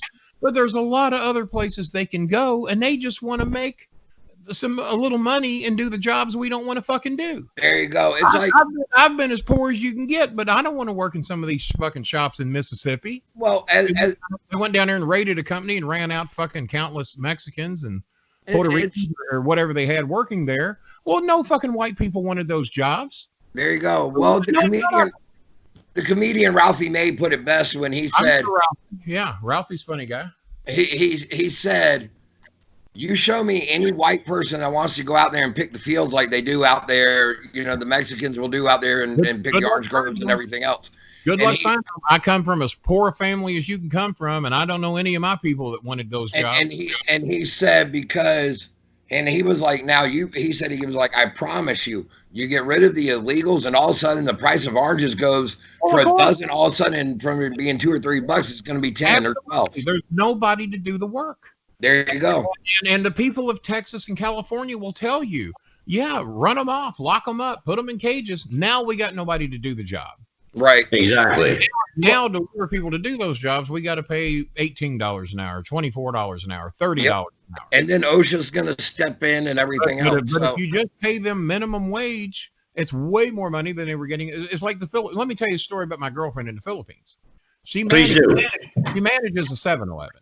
Right. I've begged her to quit because the money she makes, even my poor ass can pay her to stay at home. And it's nothing to me. The poor thing works for 8,000 pesos a month, if she's lucky, after deductions. Now, on papers, she thinks she's making 10 or 12,000 pesos. But by the time they deduct for their bullshit insurance that pays nothing, by the time they deduct your shortages in the till, by the time they deduct your inventory coming up short, they do the shit over there that they can't do here. Yep. If they did that shit in America, the stores would be shut down. But 7-Elevens are all over the fucking Philippines. And they abuse their employees, and they don't even know it. Did you know in the Philippines you're only allowed to have one job, and if you have to sign a contract, and if you break that contract, and I didn't realize how serious this was because I kept begging Jenny to quit. Well, Kenny, I can't quit. I signed a contract. I said, fuck the contract. I'll be taking care of it. How did they get away with that? I don't know. I wish I knew. I would probably be shot for bringing it up. Wow. Over there. And I brought it up many times. They might be waiting for my ass when I get there. I don't know. Well, no, you sign a contract. Well, the reason they do it, which makes sense, there's no fucking jobs. I got countless fucking friends that live in the Manila area that don't have a job. They can't fucking get one. And they make it impossible for you to get one. I got a little friend over there I've known for years, wants to get a job. And the poor little thing, he has to raise 8,000 pesos to pay for the paperwork. Well, 8,000 pesos is what my girlfriend makes a month. And how much does that equal to here in America? How much does that equal to in the American dollar? 10,000 pesos is $200. So 8,000 pesos hell. Probably about $175. It's $200 for paperwork. So my little friend over there, he has to raise $175 that he ain't got. No one else he knows has got it to fill the paperwork out to get a job that ain't going to pay him what he handed them to get the job. Oh my God. Look at this shit. I got friends hang on. I got friends over there that work for AT&T, Spectrum, Sprint, various huge companies over there. And the average salary in the Philippines is $350 a month. That's the average salary in all of the Philippines. Here's the big news. I don't know anybody that even makes barely over $200 a month, 10,000 pesos. I don't know anybody. I don't know one person that makes the average. And I know at least 150 people over there if I know one. You're blowing my mind here right now, Kenny. That's crazy. So the reason I'm going over there is because on my disability, which I'm allowed to keep over there, as long as I don't become a citizen. I can be a resident there, but I can't be a citizen. Right. Well, my girlfriend makes ends meet somehow, barely, on $200 a month or less. It's normally less, about $175 a month. Well, my disability check is in the neighborhood of about $800 a month. Well, that's a big difference. So I can. Yeah, well, you're talking about numbers that are unfathomable to us. Yeah, exactly. And they are. So that's why I've dedicated myself to helping so many families in the Philippines. And I can't be much help, not on what I make, because I make my disability check and whatever merchandise I sell, and that's it. and I'm permitted to make up to about $900 a month. I got a quick question. I can't tell you how many months that's happened. Here, I got a question for you, Kenny. I can barely make ends meet, but so I can raise $50 for an American family. Well, $50, me and my son can't even go out and get a nice dinner for that and leave a tip. Right. You know? But if I raise $50 for a Filipino family, they can eat for fucking 6 weeks. Well, okay, I got a quick question for you. I got a friend of mine who has a girl that's talking to him. She lives over there in the Philippines. My personal opinion is I think he's being catfished because A, the girl won't ever video conference with him. She can't ever. You've already said enough. He's being catfished. My girlfriend is very aware of how serious that is over there. Anytime you're chatting with somebody that will not video chat with you, see, me and Jenny video chat 3 times a day. Once at her house, once at work, and then when she gets back home. So it's really not that impossible to do over there. Not that impossible to do what? The video chat. Oh no, fuck no. As long as you got decent internet, she can buy unlimited internet for 790 pesos a month, and that's unlimited internet. Because 790 pesos is about 500 pesos is $20. Because the guy who I know, sorry, 500 pesos is $10. 1,000 pesos is 20. So for under $20, you can have unlimited internet. You can watch all the fucking YouTube you want, all the Netflix, all the Messenger, all the video chat. Me and my girlfriend use Google Duo, and they get free data over there. They don't even have to buy a cell phone plan. If you have a phone, you have a cell phone plan. Because they put the SIM card in, and then you can use free data to text and make phone calls. But if you want to watch shit, you have to buy a thing called a load, and that's what Jenny does. Well, because see, what this girl does is she talks him into giving her like $300 or $400 a month or more, and says she needs to pay, bills for her family. And he's got, because they have all tried to do that to me. There was countless long before Jenny that ever came there. I met Jenny through one of my customer service reps at Spectrum. Okay. And she was a friend of Jenny's. Jenny was a huge fan of John Cena. Her and her cousin wrote me to find out more shit about John Cena. And Jenny for 6 weeks told me, I'll never fall for you. You're a chick boy. You probably hit on every girl, all this shit. And Jenny by the ocean. Jenny by the ocean. And then 6 weeks later, she told me, if I do fall for you, will you catch me? And I said, if you do, I'll catch you every single time. And that was 39 months ago today. Kenny, how did you know at the time you weren't being taken? Well, here's the easiest way. She, in 39 months, has never asked me for a penny and gets mad when I do send her a little money to help her. If I know they need some medical help, it might cost $20 to take my little girl to the doctor. And I do call her my little girl because since 82, she's called me her daughter. So as far as little Kimmy's my daughter. I'm the one that takes care of her. And when I say I take care of people, say, well, Kenny, you're on disability and you sell some merchandise. You barely make it yourself. Well, I'll sacrifice a lot of shit to make sure that my little girl's okay. Damn right. And if but what you're making, what you earn and what you receive, even at its minimal, is far more than she's earning and making. Exactly. I mean, she's working for under $200 a month. That's I can't even think about that. That's crazy. But in 39 months, she has never asked me for anything. Wow. I have to probe and find out, well, how's this going? How's Kimmy doing? What does she owe on her schooling? And guys, it's normally next to nothing. Right.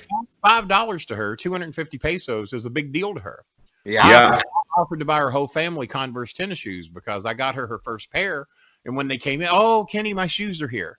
I said, well, go get them. Let me see them. So she goes and gets her Converse tennis shoes. She starts crying. I said, what, honey, why are you crying? She said, this is the first name brand pair of shoes I've ever had. Holy shit. And all of her sisters are so jealous. And her sisters work in other countries to make money. She's got a sister working in Dubai. One works in England. One works in Singapore. Wow. I think Singapore is a cousin. And so she's got sisters and cousins that work in these countries so they can fucking make a goddamn living. One of her college friends, I think, works in Hong Kong. I think she's got another sister that works in Hong Kong. And but they got to leave the Philippines to make any money. There's just no money to be made there. Well, Kenny, is she capable of coming here? A 40% chance. If we paid about $1,000 to process all the paperwork, and then that doesn't even include a plane ticket. If we paid about $1,000 to process all the paperwork, there's a 40% chance she could come here for two reasons. One, because she has a job that she's had for over 2 years, and she has a kid. So they assume that you will come back. But even with that, even if she leaves and her kid's there and her job is there, they're still 60% sure she ain't coming back. And they want to make sure you come back. Well, why is that? Let's talk about that. Why do they want to ensure? Every fucking Filipino girl over there wants to get the fuck out of there and live the luxury life of America. So even if she comes here, and if she worked for $8 an hour, well, now she works for $10 a day. She makes $10 a day. She can't fathom that we're not making it on $8 an hour over here, that we're begging for $15 an hour, $20 an hour. Right. To make ends meet. How the hell are y'all not making ends meet? Can I work for $10 a day? And she just got a raise. She was making about $6 a day. She got a raise here a while back that bumped her up to a whopping $10 a day. Well, you know, so her mother makes a little bit of money in council, about 3,000 pesos a month, and she's on a political figure in San Joaquin. Her dad's a retired police officer. He makes about 2,000 pesos a month, maybe 3. Fortunately, he has a farm he bought 30 years ago for next to nothing, or at least in our standards, and they grow all their food. They got every fruit you can fucking name.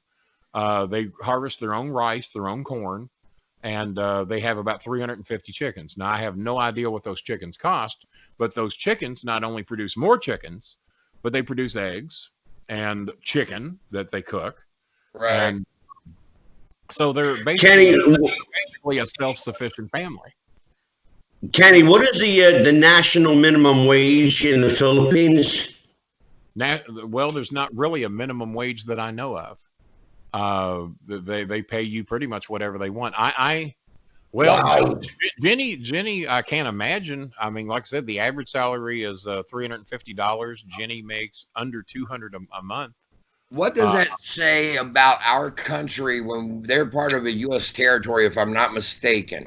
They're not. They're not. Okay.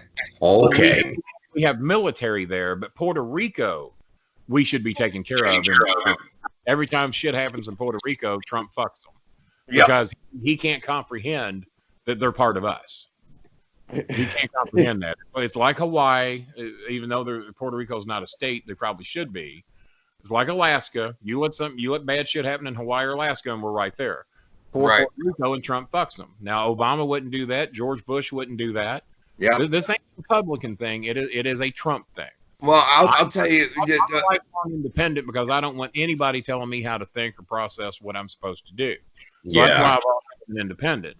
But if I had to pick one, I would lean Democrat because I view Democrats as having a bigger heart and doing more to help people. Now, not obviously Republicans disagree with that, but every time I see somebody getting shit on, especially someone with dark skin, a Republican is at the head of it. And that's my problem. And when you defend the things that Trump has done and stand there and act like he's fucking the right hand of God, but yet the religious people vote for him. Now, one of them turned on him recently. One of them, called him out for being a fucking crook and a shyster and said, "Our not support you no more." And what did he do? He started bad-mouthing that church organization because they don't know how to support him. Well, the one thing I had Donald Trump ain't spell church, more or less walking one. So. Well, the one thing I had a big problem with, well, actually, I'll say this really quick. Most conservatives that are churchgoers are conservative. Most people that are churchgoing folk. I don't know why that is because, I don't know why they support. No, I'll tell you what it is. Right here, the big issue is abortion with them. They're getting the judges they want now. They're getting the judges they want. That's what the religious right claims. Right. Is that at least with Trump, even though we know he's a piece of shit, we know he's not worth the fucking skin and dirt he's made from. He's getting us the judges that we want to stick our nose in other people's business about what they do with their children. I'm sorry, if a woman's raped, there's no way in hell I'm making her have that kid. There's not a fucking chance in hell. Well, that if she's raped, you'd be forced to carry the child of someone who raped her. But yet they support guns where you can shoot somebody. And now they're getting shot in churches. So how about that? Well, that's some shit. Now they're getting shot in churches. It's happening a lot, especially in Texas. this is one of my reasons why I had another problem with the whole Trump deal. Before you get into it, I'm 59 years old. Everybody in my fucking family owned a gun. Never owned a gun in my life. Never desired to own a gun. And as long as I keep my fucking mouth shut in neighborhoods I may or may not should be in, I probably won't get shot. Well, unless there you go. they're looking for my $1.3 million. I might get shot then. Well, when the school shooting happened down in Florida right after Trump had gotten elected. I should say which one, but I know which one. Go ahead. And then you had everybody on the right wing trying to claim the kid was a fake and a shyster and he was a plant and whatever else. Yeah. That really touched a nerve with me because back in 1988, I was involved in one of the very first school shootings ever. Where'd you go to school? Atlantic Shores Christian School. All right. And December 16th. How many people were shot? Because I'm not familiar with that one. One teacher was shot and killed. Another was wounded, and another one was shot at. 88. I actually lived in Marietta, Georgia. Then it didn't make national news. It was on CNN and ABC World News and all of them. What state did this happen in? Virginia. Well, how the fuck did that not make national news in 1988? It did. It did. It made national news. Okay, I got you. Here's what you're saying now. It was, and here's the deal was, the kid did it back in 1988. He's still in prison. You take a life, you have sacrificed your own, in my opinion. There you go. And so, but that to me has always been a very big issue with me because of me having been involved in one. And I know to this day how it fucks with my head. I've even talked to Angelo about it. And just because of everything and how it went down. And I mean, I'm like, okay, I'm all for you being able to have a gun to protect yourself in your house and having a little 9mm if you feel that's necessary. And as far as I'm concerned, I think that's where it stops at. You want a gun to protect yourself in your home? Fine. Well, don't be out here walking around in fucking Golden Corral with one. I see. There you go. Yeah, exactly. These douchebags coming in Golden Corral, and they're walking around like they're fucking Matt Dillon and Festus with a gun. Yeah. I said, why do you need an? I don't know the mental stability of these fucks. Right. Walking around, and the rest of us have fucking butter knives and forks. Yeah, Kenny. Goddamn gun strapped to their hip, and I don't know how many we say, because if you are that big of a chicken shit that you got to walk around with a gun strap for everybody to see. And I had one of these fucks that used to be a friend of mine, but he sucks Trump cock so fucking deep. I think he choked to death on it. I had to get rid of him because I couldn't stand being around him. Oh, Kenny, I'll protect you. Anything goes wrong, I'll protect you. Well, how the fuck are you going to protect me? You're in goddamn southern Indiana. And the only thing you protect me from is some other dumb fuck like you who's walking around Golden Corral with a goddamn gun strap to his head. Kenny, I lived in Tennessee for I lived there 13 years.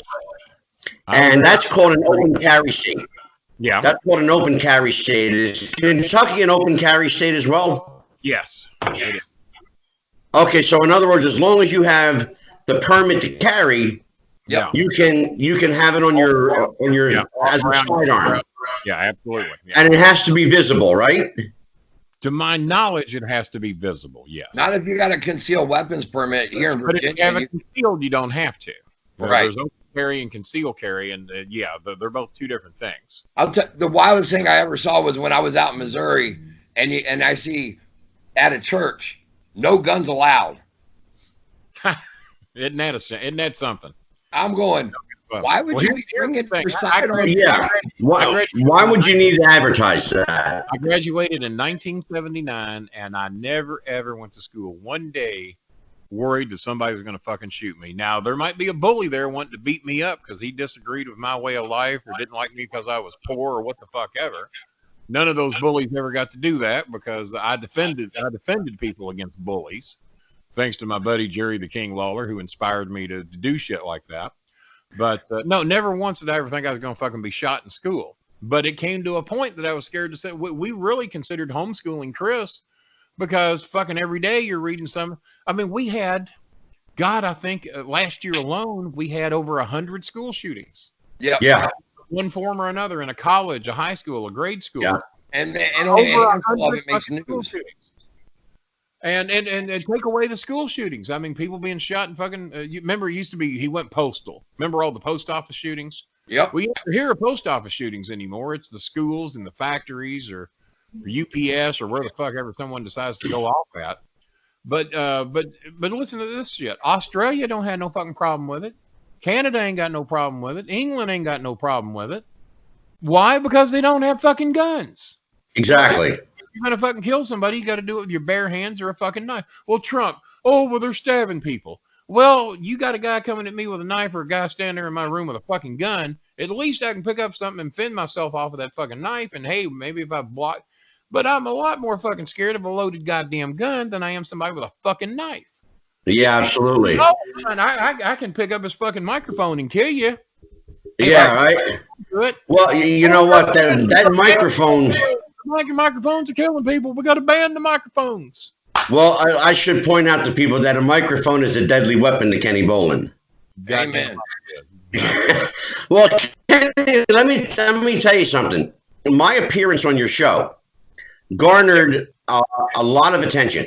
Mm-hmm. You know, the people who told you privately, "Oh, this guy's full of shit. He's just you and the psychic or something now together." You know, they called bullshit on me, right? Right. Okay. Well, I want to tell you something. Those same people, in one form or another, I've done 40 readings for over the last year and a half. I don't doubt it. Hell, the last time I talked to you, it was pushing 20, I think. Yeah. That was a year and a half ago, however long it was. And yeah, exactly. And that is exactly how come me and Angelo came to be, was because of your show and me contacting him. And within 2 minutes of our conversation on the phone, he said, "I'm being told that I need to do a podcast with you." Uh-huh. And he had never met me a day in his life. Well, it all worked out then, didn't it? But well, I am the psychic and he is the guru. For people that don't know, I haven't had any contact with my dad probably since 2007 or 2008. And I want you to know that my girlfriend, Jenny, who I call the investigator, she somehow found my long-lost sister, who I've not seen since 1979. She found her last night, and I actually had a video, well, not a video chat, but an audio chat with my sister. Wow. Stacey. Oh, wow. Terrific. This morning, she gave me an update on my dad. Turns out my dad's now legally blind. He's 81 years old, and he lives in North Carolina. He used to live in Chesapeake, Virginia. Yep. And last time I saw my dad was 1988 with Chris, and the first time I saw my dad was 1979 when I was a senior in high school. So, wow. I got some information on my dad for the first time in quite some time, and so that all that happened last night. And Chris, are you going to make contact with him? I don't know yet. I don't know. I've talked with my sister, and the reason me and my dad quit speaking. And hope Stacey ain't watching the show tonight because she doesn't even know why. But I was in a magazine with 2 black girls. My dad was, he talks like a Southern general and was raised in Norfolk, Virginia. And not a lot of people know this. And I don't even know if Stacey knows it. But like I said, I hope she's not seeing the show tonight or she might find out some shit she don't even know. But my dad used to be head of the one of the leaders of the KKK in Virginia. And you guys are probably wondering, God damn, how in the fuck did Kenny Bolin not become a racist fuck? And that was a lot of it. I was exposed to a lot of that shit. Sure. Not so much with my dad, because I didn't even meet my dad till 1979. So I learned about his history basically by what he told me. So when the KKK was done away with in Virginia, not a lot of people realize this, but they formed the Freemasons. Yep. And, yeah, you all know. And Masons in Kentucky. And most of the Masons will have a black man as the doorman, and which I'm shocked they go along with it, because you would think if I know, they know. But my dad was, so long story short, my dad saw me in a magazine with 2 black girls, but he didn't refer to them as black girls. He asked me why I was in that picture, and I was. Yeah, I can imagine. That was 2007 or 2008. I said, well, Dad, down here, we don't call them that. Well, what do you call them? I said, we call them girls. We call them girls. Well, I just want to let you know you brought great shame to the family by you being in that picture. I said, well, Wow. let me alleviate you of that problem. I said, you don't need to contact me anymore if you haven't evolved any more than this. Yeah. So I never spoke to him again. So that was 2008. I'm wondering what your father would think of Jenny May. Well, my son asked me the same thing today. He says, he says, now that you've contacted, I said, I sent Stacy 100 pictures of me and Jenny. Some of us together, some of them are Photoshopped, some of them of me and her in matching shirts, because she's got many of my shirts. And I don't know. But he's going to find out. But he's blind now, so he might not be able to see the pictures. Right. But maybe a blessing in disguise for you, brother. Could be a blessing in disguise. But no, I haven't talked to him yet, but he is alive. He is blind. I do know that. I knew he had glaucoma back in 2007, 2008, last time I talked to him. But oh boy. Well, speaking of blessings. Yeah. Speaking of blessings, what's have you changed your mindset a little bit? On blessings and where they come from? No. No. I have not evolved much on that. Okay. I think let me ask you a question. Here's what I think. I think good produces good eventually, and I think bad produces bad eventually. And okay, I will. You know what? I'm going to surprise you. Well, my son even says that karma is a type of religion, even though I claim I'm not religious. I don't have any shame in claiming I'm atheist. But I do believe in karma, because every time I do something good for somebody, something good eventually happens to me. Well, karma. And every time I see somebody fuck somebody other than Donald Trump, eventually they get, well, and he's getting his now. He's coming in slow doses, but he's getting his. And then once he's not president, there's a lot of shit's going to fall in his lap that he's exempt from now that he won't be exempt from then.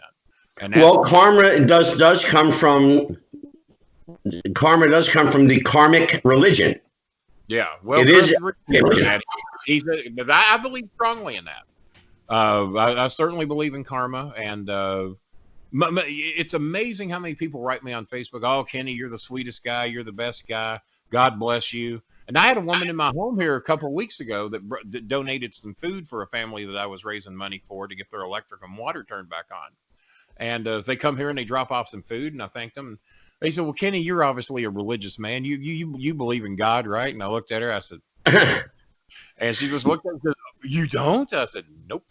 I said, I believe in treating people the way you want to be treated and being good to people first. Let's try that.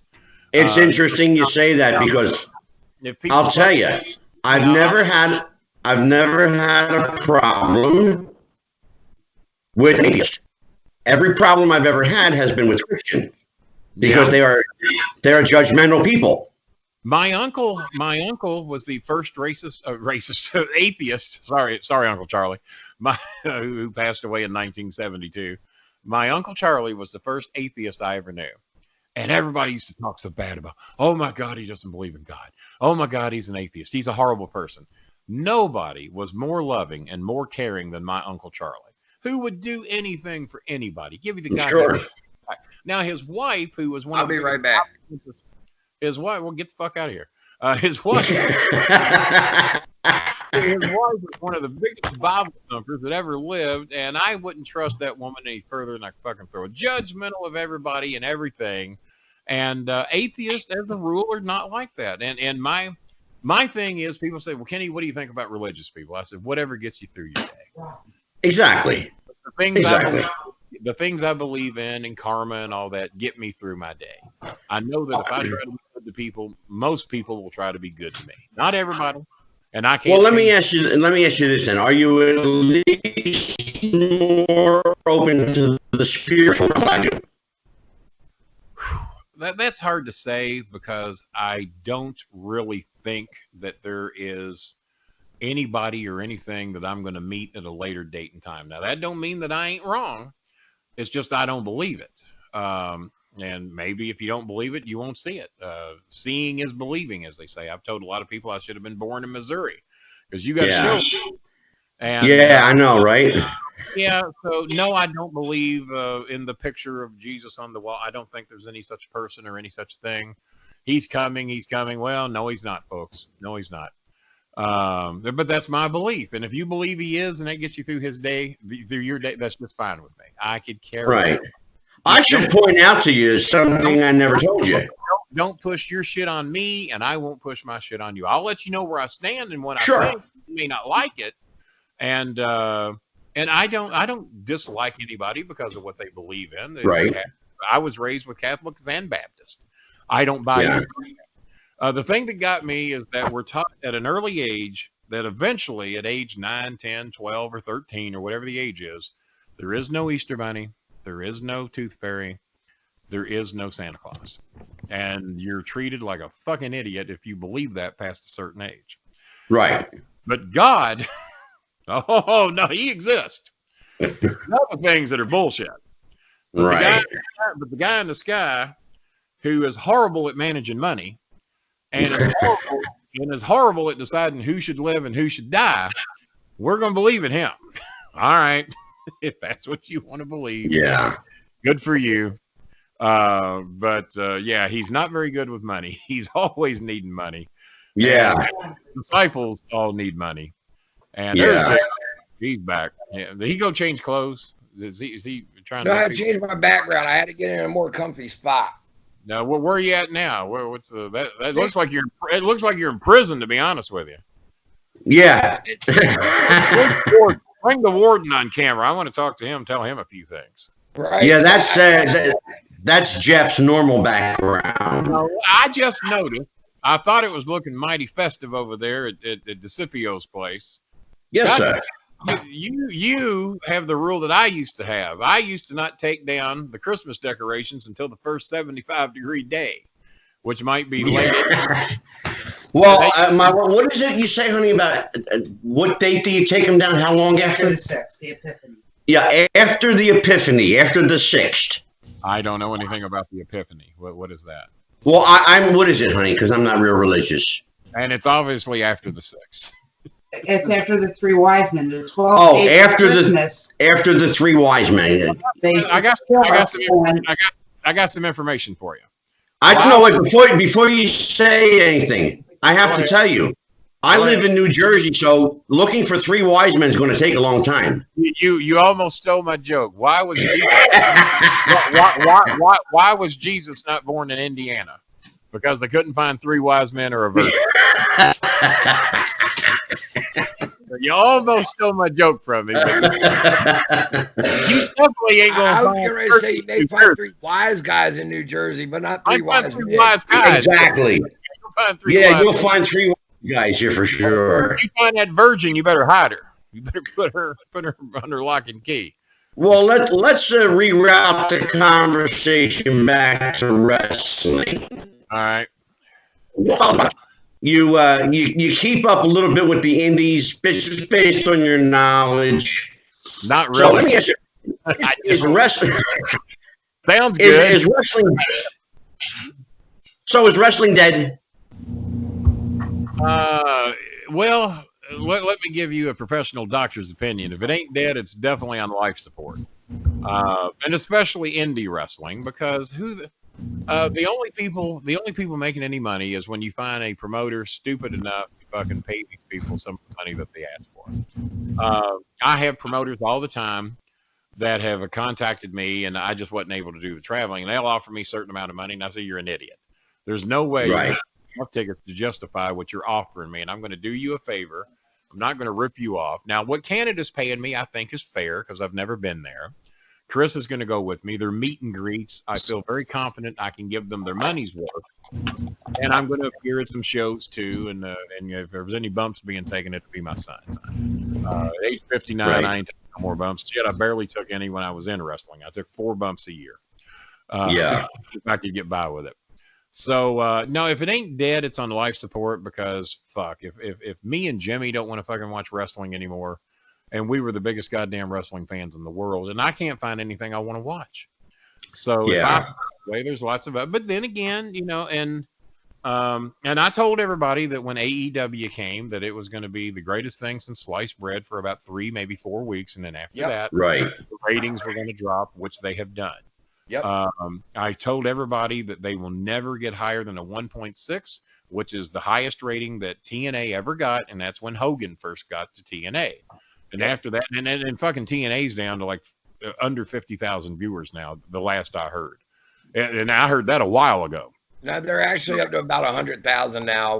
Now that they're in Canada and they kind of got a home right now, they're about at 100. I didn't even know they were in Canada. So yeah, they I mean, but still 100,000 is not 1.6 million. No, it's not nearly what they once were. And I mean, part of TNA's problem is they well, I say 1.6 million. They got a 1.6, however many million that is. That's 1 point something million. I don't know. No, you're right. It's about 1.6 million. It is. About this, yeah. So but no, I didn't even know they were in Canada. I had no. They're not on any television to speak of. They're not even on Pop TV anymore. If you're not on Pop TV, Right. I don't know why anybody would want to be on Pop TV. I get Pop TV, YouTube TV. No, it's just there's just nothing out there that I'm wanting to see. And but Cornette would badmouth all these companies, and he'd go fucking work for them. Kenny, you remember Dennis Corluzzo? Of course, yeah. Dennis Corluzzo was the god uncle to my son. Yeah. Wow. Okay. Dennis had a philosophy.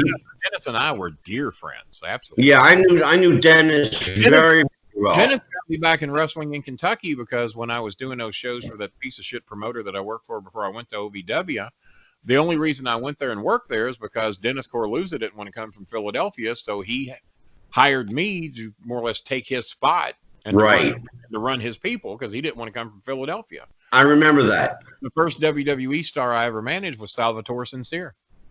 Really? Tom Brandy. Yeah, they were paying him to come to the shows. So, and he's the one. He knew my real name back then. I had not legally changed my name to Bolin yet, but I knew I was. Right. It was on my birth certificate. So when I say my legal name, my stepdad illegally changed my name to Kenny Risen. So from age 2 to age 24, according to what everybody thought or knew, I was Kenny Risen. So even though I was going by Kenny Bolin with that company, Tom Brandy knew my real name through Dennis Corluzzo and Jimmy Cornette, and he nicknamed me Bad Moon Rising. And my son said, "Man, that would have been the coolest fucking managerial. Here comes the so-and-so and Bad Moon Rising." I said, "Well, Bad Moon or Rising." I don't know if Rising Services or the Rising Alley would have worked as good, but just as a manager name, Bad Moon Rising would have been a cool ass name. So, well, I bring up Dennis Corluzzo because Dennis had this philosophy of OPP, other people's money. Other people's property. Your audio is breaking up real bad, like you've got a bad internet connection. Are you hearing that as well, Jeff? Yeah, I was hearing it too. Go ahead. Try. How about now? Better? You got like 25 megabytes of internet over there. What's going on? Yeah, no. How about now? Better? Yeah. That New Jersey internet going. He doesn't have. Yeah, I was swarming my microphone. Sorry. All right. Okay. So I brought up Dennis because Dennis, had this philosophy of using other people's money to promote shows. That's the way to do it if you can get by with it. Okay, now, indie wrestling probably better. That's what Cornette did. You don't think Cornette ever spent a dime of his own money, do you? No, but here's my question. He would spend the money until his money mark dried up, and then he'd be out of business. Well, here's my question. Given the market today, forget about 15, 20 years ago, but given the wrestling product today, is that a wise investment for someone who goes to a sponsor and says, "Oh, you're laughing at me. Go ahead." Go ahead. Fuck no. Let's put it this way. As much as I know about wrestling, as much as my son knows about wrestling, and let's say I had that 1.3 million under my bed, and somebody come to me and said, "Kenny, would you invest 50,000 in?" And I don't care if it's fucking AEW or NXT or whoever the fuck it is. No, I'm keeping my money under my goddamn bed, and I'm not going to. No. Danny Davis tried to get me to buy OVW. Not a lot of people know that. I heard that. Danny Davis tried to get me to buy OVW. He takes me up there and he cooks at his place way up in the country in Indiana. Yeah. And he cooks me the best steaks I ever had in my life. I must say, Danny Davis cooked for me. The best motherfucking steaks I ever had in my life. So he's buttering me up and he makes me these great ass steaks and he sits down and talks to me and he wants me to buy 49% of OVW. Wow. And I said, okay. And I said, and why would I do that? He says, well, we're everybody likes to use the term a turnkey company. We're making money. Right. Said, number one, I said, I do my homework. I said, you're 4 months behind on rent. You haven't paid your taxes on wrestling. You have not paid your license fees. You're behind on your electric bill. But see, we were out of the WWE deal now. Right. Now I'm sure Danny had the money, but yeah, OVW was an LLC, and so you could sue the company, but you couldn't sue Danny. Right. So if the company ain't got no money, then fuck you. Yeah. Danny didn't have to cover up the time of his money. So I said, so why would I pay 49%? Why would I do that? Because number one, you're going to have all the say. And all I've done is bought the opportunity to buy 49% of your bills. Right. So I ain't the smartest motherfucker in the world. I didn't go to college, and I was really bad at math, other than the basic four. Well, let me ask you a question. Given the fact you turned that offer down, and I'm one of the few people that know. I turned it down. Yeah, I'm one of the few people that know that. Now, there's not a lot of people that offer. Yeah, I'm one of the few people that know that offer made to you. But I have to ask you, you know Al Snow, the current owner. I know him very well. Was it a wise investment? I guess he thought so. I don't know what he paid for it. I have no idea. I know I was going to buy it for a fraction of what people thought that it would sell for. I heard 1.5. If he did, he's an idiot. I heard that's the number that's been circulating, 1.5. Number one, I would be shocked that he's got 1.5. I know what it says he's worth on the internet. If he's got 1.5, I would be real shocked. I know what he's made most of his career. And if he made 1.5, he did not make it wrestling.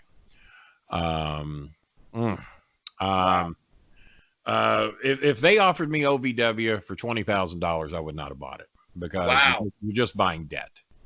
Jeff, go ahead. I can go get my own building, and I can go down and talk to anybody who's worth having and say, hey, you guys tired of not getting paid here? You guys are never going to fucking get paid. You're always interns. Come on down to me, and I'm going to get some sponsors, and I'm going to get this, and at least you're going to make a little something with me. Why would I pay anybody that I can take for free? That's what Lawler and him did with Memphis.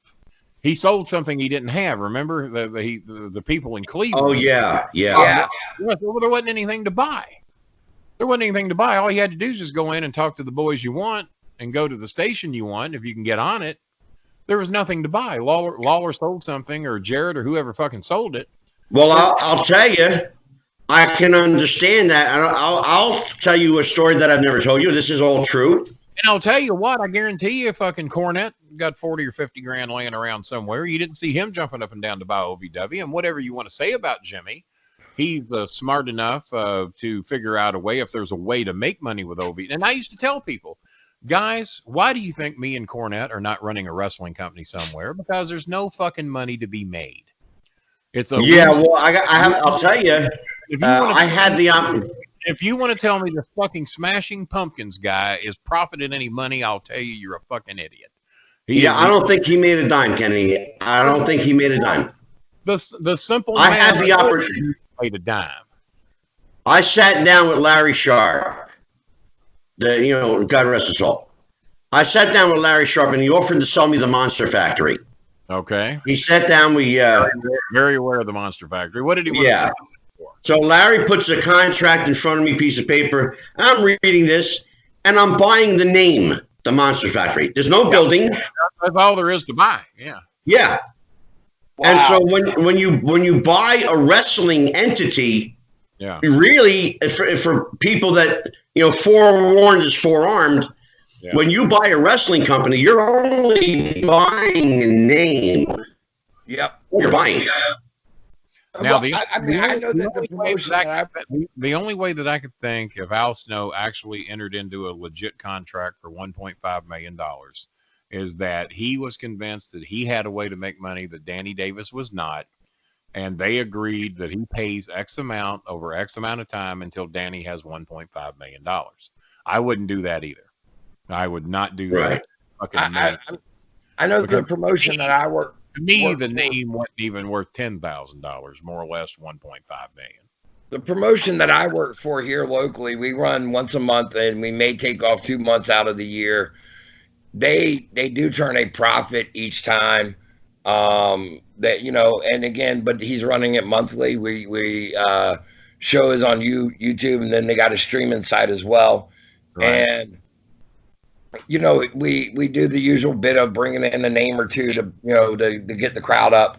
But even if we don't have a name on there, we're drawing about 300 just off of our guys, our local guys. You just answered your own. Well, you didn't really ask a question, but you just said something that I'm now going to ask you a question. Go ahead. If you're drawing the same crowd without the names, then why would you pay the names, the money, the hotel bill, the air, and all that? Because when we bring the name in, we pop it from 300 up to 5. Well, then you're not drawing the same. You're not drawing the same. You said you draw the same without them. That's not the same. That's my mistake. I misworded it, but in other words, you're doing good if you don't bring in the. Yeah, there you go. There you go. This day and age is good. 300 this day and age is good. OVW did a shitload of shows that never drew 300 people. We did a shitload that drew a few thousand. When we brought WWE talent.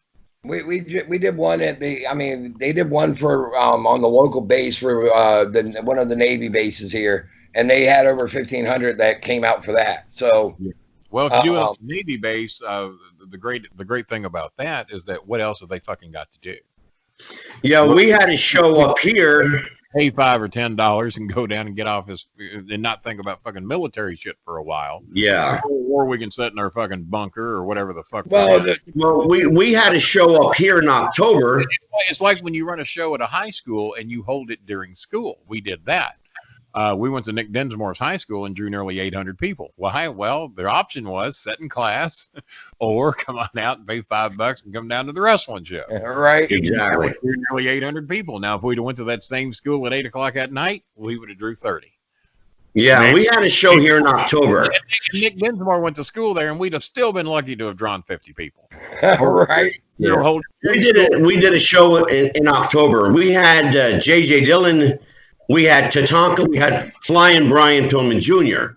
What year was this? And this was October. Yeah, I know. And we were lucky if we drew 75 people. And you got a lot of names on there for 75 people, right? Yeah, the guy took a bath that night. Well, of course he did. And that's what advertising. So, and I'd have been the first to tell him he was an idiot to have done that. I don't know who the promoter was. But when you'd have told me I'm bringing in Flying Brian Jr., I like Flying Brian, but he's not drawing a crowd as of yet, not of those numbers. J.J. Dillon, you're far better off doing those things. You bring in one or two of them, and you have a meet and greet. Yeah, because that's what fans want to do. They want to get an autograph picture, get an autograph book, what have you. That's what I'm doing in Canada. I don't think people give a shit to see me fucking manage a match in Canada. But if it's a part of a bonus, but for a meet and greet, and the Hearts apparently are the ones wanting me up there, so they put out the good word of me coming there, and that I've always been good to them and didn't badmouth them like Cornette did. Personally, I want Kenny Bolin here in Norfolk. Well, you do realize that Norfolk is my original hometown. I don't know if you know that or not. I know. Me and you have talked about that, actually. My dad's got a home there. Had one. He now lives in North Carolina. I lived on 1432 Windfall Drive in Chesapeake. Chesapeake was my home. Not for a long period of time, but that's where Dad lived. Right. So I made my home. As a matter of fact, I inherited that home and never took it because I was so poor at that time I couldn't pay the taxes on the damn thing. Right. So I had to forfeit. I'll tell you. Well, I don't know the last time you were. I don't think they kept it. I don't know the last time you were in Chesapeake, but I'll tell you what, it's definitely developed a hell of a lot since 1979. I guarantee you, it's developed quite a bit since since I've been there. And that I city, actually wouldn't mind coming back just to show my family where my dad's from and all that. Right. you know what, Kenny? Matter of fact, first time I ever saw Ric Flair in person, listen to this shit. My dad knew I was a huge wrestling fan, knew that I knew Jerry the King Lawler. And my dad, as a surprise, has me third row seats at the Norfolk Scope. I don't even know if the Scope still exists or not. Still does. Still there. Yes. Holy shit. Well, I'd love to go just take my son to the Norfolk Scope. But my dad had me third row seats, and for one reason, because Ric Flair was on the card that night, Mid-Atlantic Wrestling. Yep. I'd never seen Mid-Atlantic in person. I'd only seen the Memphis stuff. So I'm sitting in the third row, and I've got a little book that's got all of Cornette's pictures in it, because Cornette was just a photographer back then. So I got all these pictures of Jerry Lawler and Bill Dundee and David Schultz and Big Bad John and all the big stars that had ever been in Memphis. Right. There's a guy sitting next to the right to me who looked like he might be in his 60s or 70s at that time. And he looks over at me. He says, "My God, those are some awesome pictures. Who takes those?" And I'm not looking up at him. And I look and I was showing him the book. I said, "My friend Jimmy Cornette down in Louisville takes these." I said, "He's the photographer. And he takes all these, and I wanted my dad to see these." I said, "This is my dad and mine first ever wrestling match." And I look up at him. I said, "Oh, my God."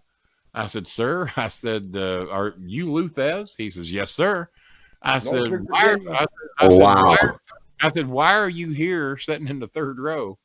He says, "Why are you here sitting in the third row?" I said, "Because my dad tickets to see Ric Flair." He says, "I'm here to sit and watch wrestling and see Ric Flair." I said, "Holy." So I sat the whole night with Luthez off to my right in the third row. And my dad sitting over there didn't even know who Luthez was. Oh my God. He had no clue. Lou had actually that was that the NWA world champion for a million fucking years. Exactly. I watched on TV from 1966 on. I watched Luthez long before Jerry Lawler was thought of. Jerry Lawler's first match was against Tojo in 1972. And I've been watching Luthez since the mid 60s. Right. And even after Lawler was there, Luthez was there quite a bit, and a wrestler. Yeah. And the man of 1,000. So wait, hang on. Luthez actually went through Memphis. Oh yeah, he was in Memphis. Yeah. Yeah. Of course. Yeah. Now he wasn't a mainstay. I mean, he wasn't there running 6-week programs. No. Right. But he'd come in for 2 or 3 weeks. Okay. Mhm. Yeah, absolutely.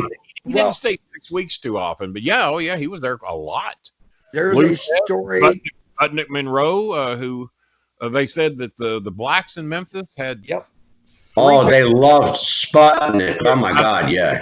I think they said that they had a picture of Martin Luther King, and then right next to Martin Luther King, you'd see Jesus. Sputnik Monroe. Right next to Jesus, Sputnik Monroe. Yeah. Sputnik Monroe used to buy tickets for blacks to get in and see the shows. Well, Sputnik Monroe. And so Nick Goulas got in his shit. And he says, "No," he says, I don't need you buying these people tickets." He says, "Well, I got news for you. The black money spends just as good as the white money." Yep. And he said, "If I let these people see a show," he says, either they're going to see the show or there ain't going to be a show because I ain't going to be on it. Sputnik Monroe defended blacks as much as anybody. Yeah, well, Sputnik's actually in the Civil Rights Hall of Fame down there in Memphis. I didn't know that, but he should be. And because of that very reason, because he actually would refuse to go. And he said, "Unless the blacks can come and sit down here, my people can sit amongst the whites, I'm not wrestling for you." One of the things that Sputnik Monroe was responsible for was desegregating the arenas because they had what they call color sections.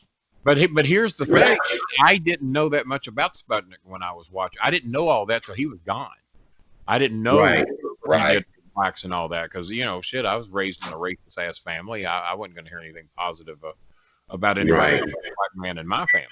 I got a story I want you to tell really quick, Kenny, and it's one of my favorites that you've ever shared, and it's about Jimmy Cornette. Sneaking up on 10 o'clock, and I got to get with my girlfriend during her break, but Well, okay, we can wrap it up, but this is what I want you to tell the really quick.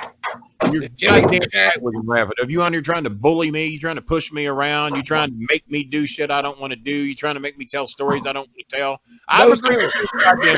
Don't be fucking me up. Now, what story you want me to tell before I have to get nasty with somebody? I apologize to I'll you, take King. my hairbrush and I'll jam it up somebody's but I will comb my hair first, I promise you. I apologize to you, King, and I bow down to you. Just for that, I don't know if you're going to get the free Bolin Club hat. That Oh, now that is awesome. And the BS hat. You can't forget the BS hat. Even better. That's classic. Now, the one story I did want to hear really quick. What a handsome man that is. Right? Go ahead. Go ahead. Is Cheap plugs. Jim Cornette. It is the story about Jim Cornette and you having him eat the cracklings out of the dumpster. My God, people! My family loves that story because that just happened. He just found out maybe 4 or 5 years ago. Yeah. In 1976, I worked for Long John Silver's, maybe 77. And I used to have to wear these skin-tight white pants and this white and red cross stripes.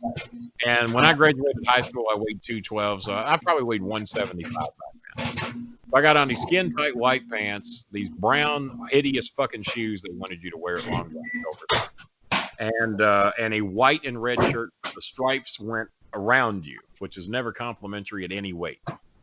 So I got to wear that, and the Long John Silver's fucking bandana that I had.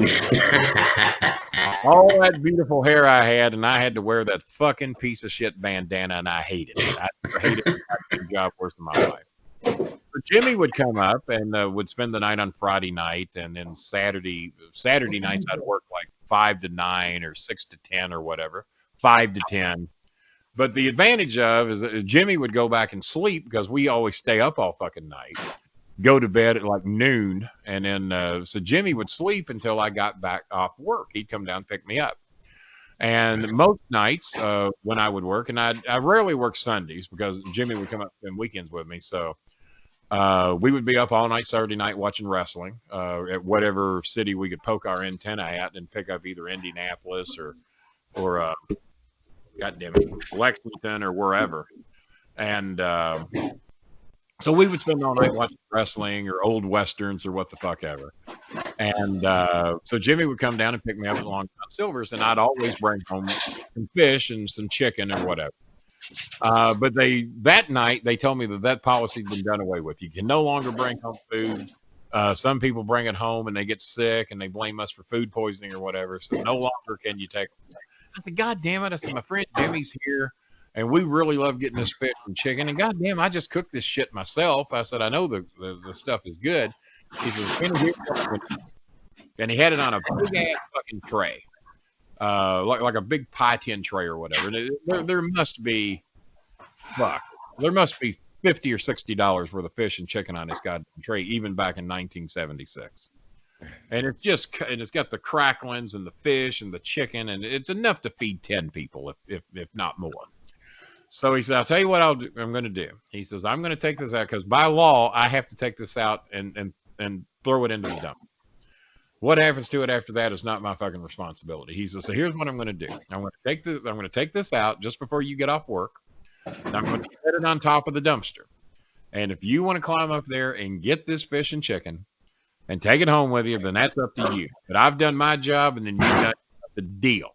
You set it on top. Don't throw it in the fucking dumpster. But if you'll set it on top of it, I'll go get it, and I'll take it home. So Jimmy is the biggest fucking germaphobe that ever lived. Yep. I mean, Yeah. he just he could come in if he finds a speck of dust on something, he can lose his goddamn mind.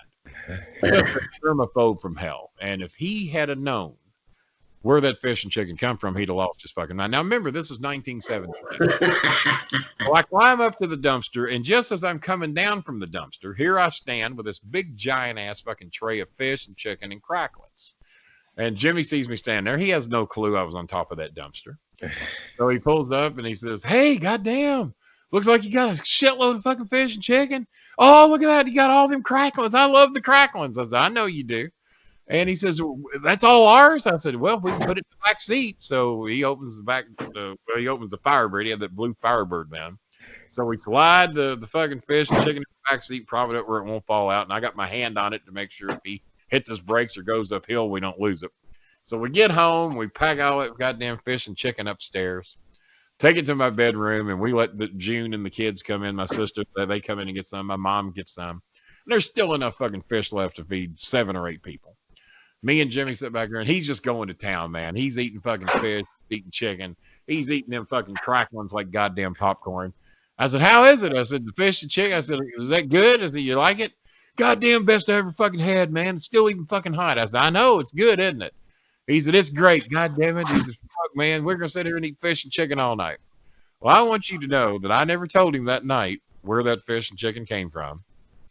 And in 2006 or 7, 40 years later, I'm sitting at Golden Corral, and for some reason, I tell Chris and Maya about what I did to him and that he actually ate fish and chicken and cracklings out of a dumpster. I said, if he did that, he would fucking die. So they said, oh, my God, you got to tell that, because back then I was doing podcasts with Jimmy about every – can you still hear me? Yep. Yeah. I thought my headphones came out there for a minute. I tell the story, and they said, next time you do a show with Cornette, you got to tell the story without him knowing what you're doing. And I said, you know, oh my God, that's a great fucking idea. I said, it's been 41 years. This seems to me to be a perfect time to tell the story. So the next time we do the whole show, and he's getting ready to wrap me up. We're getting ready to end the show. I said, no, Jimmy, no, we can't wrap the show up yet because I need to ask you an important question. Well, what's that? I said, Jimmy, have you ever knowingly eaten food out of a dumpster? And he's hearing this, and he says, no, Kenny, I've never knowingly eaten food out of a dumpster. Why would you ask me such a thing? I said, well, if you remember back in 1976, if you remember that great big tray of fish and chicken and the cracklings, you remember how much you loved the cracklings? Oh, Kenny, I love the cracklings. I said, I know you do. I said, you remember that big tray? It was the biggest tray I ever brought home. You remember that? He says, yeah, Kenny, I do. I said, well, there's a little something you don't know about that fish. I said, and this is my hand to God. I said, I told the kids the other day, and the kid said I needed to come clean. He says, he says, what do you have to tell me? I said, well, they passed the rule back then that I could not take the fish and chicken home anymore. They couldn't hand it to me. But he said, out in the dumpster, that I could bring it home. I said, well, I knew what a germaphobe you were, and I wasn't going to have you throw away all that fish and chicken when we got it home, so I couldn't tell you where that fish and chicken come from. But, Jimmy, that fish and chicken and the cracklings that you really liked, that you told me how great it was, that came from that dumpster that night. I crawled up there. I pulled it out of the dumpster, and some of it was laying on bread sacks, and some of it was on watermelon rinds. Man. All that fish, and I put it all back on that tray. And now I want you to know you never knew the difference. You thought that was some of the best chicken and fish and cracklings that you never had in your life. And that just proves to you you're not really a germaphobe, is that it's a mental issue with you because you ate food out of a dumpster and you didn't have a fucking problem with it. He says, well, the key of the goddamn matter is I didn't fucking know it came out of a goddamn I wouldn't eat that damn fish and the chicken and the goddamn cracklings. I'd have thrown it out. Oh, Jesus. So he said that he, as a shoot, he had to go to the bathroom and throw up and wash his mouth out with Listerine. 40 years later. 41 years later, because oh my God, he couldn't process the fact that he had eaten fucking fish out of a goddamn dumpster. Love the story. Oh, jeez. Thank you so much. Well, on that note, Jimmy Cornette, if you're watching tonight, you eat food out of dumpsters like a poor person. on that note, you bitch. That's a great segue. Yeah. To doing our sponsor spot. We want to tell everybody about our sponsor, Al Forno Restaurant and Pizzeria. How do I get in on that? Is some pizza being sent down my way? They got fish fries? Wait a minute now. Hold up. When you come up here, Kenny, I'll take you there. All right. Yeah. Sounds fair. It's Al Forno Restaurant and Pizzeria, our friend Nunzio.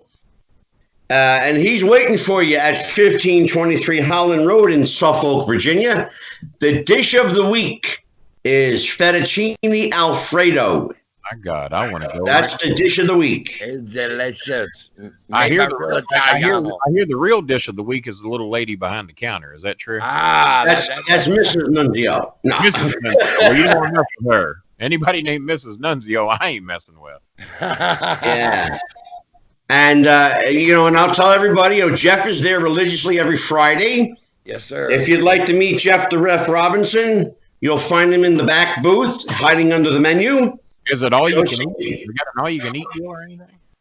I can make that happen. Then again, I had weight loss surgery. I can't even. I don't know, Jeff. Do they have all you can eat? No, they do not have all you can eat. But I'm sure if me and my good buddy here, the King, roll up in there, we can make it happen. We could probably make something happen. Yeah. So that's 1523 Suffolk Road in Norfolk, and you can reach them at 757-925-2829. Tell them that Angelo and Jeff sent you. Again, it's our friend Nunzio at El Forno Restaurant and Pizza. All right. Kenny, I have to be back for a part 2. I want to go right now.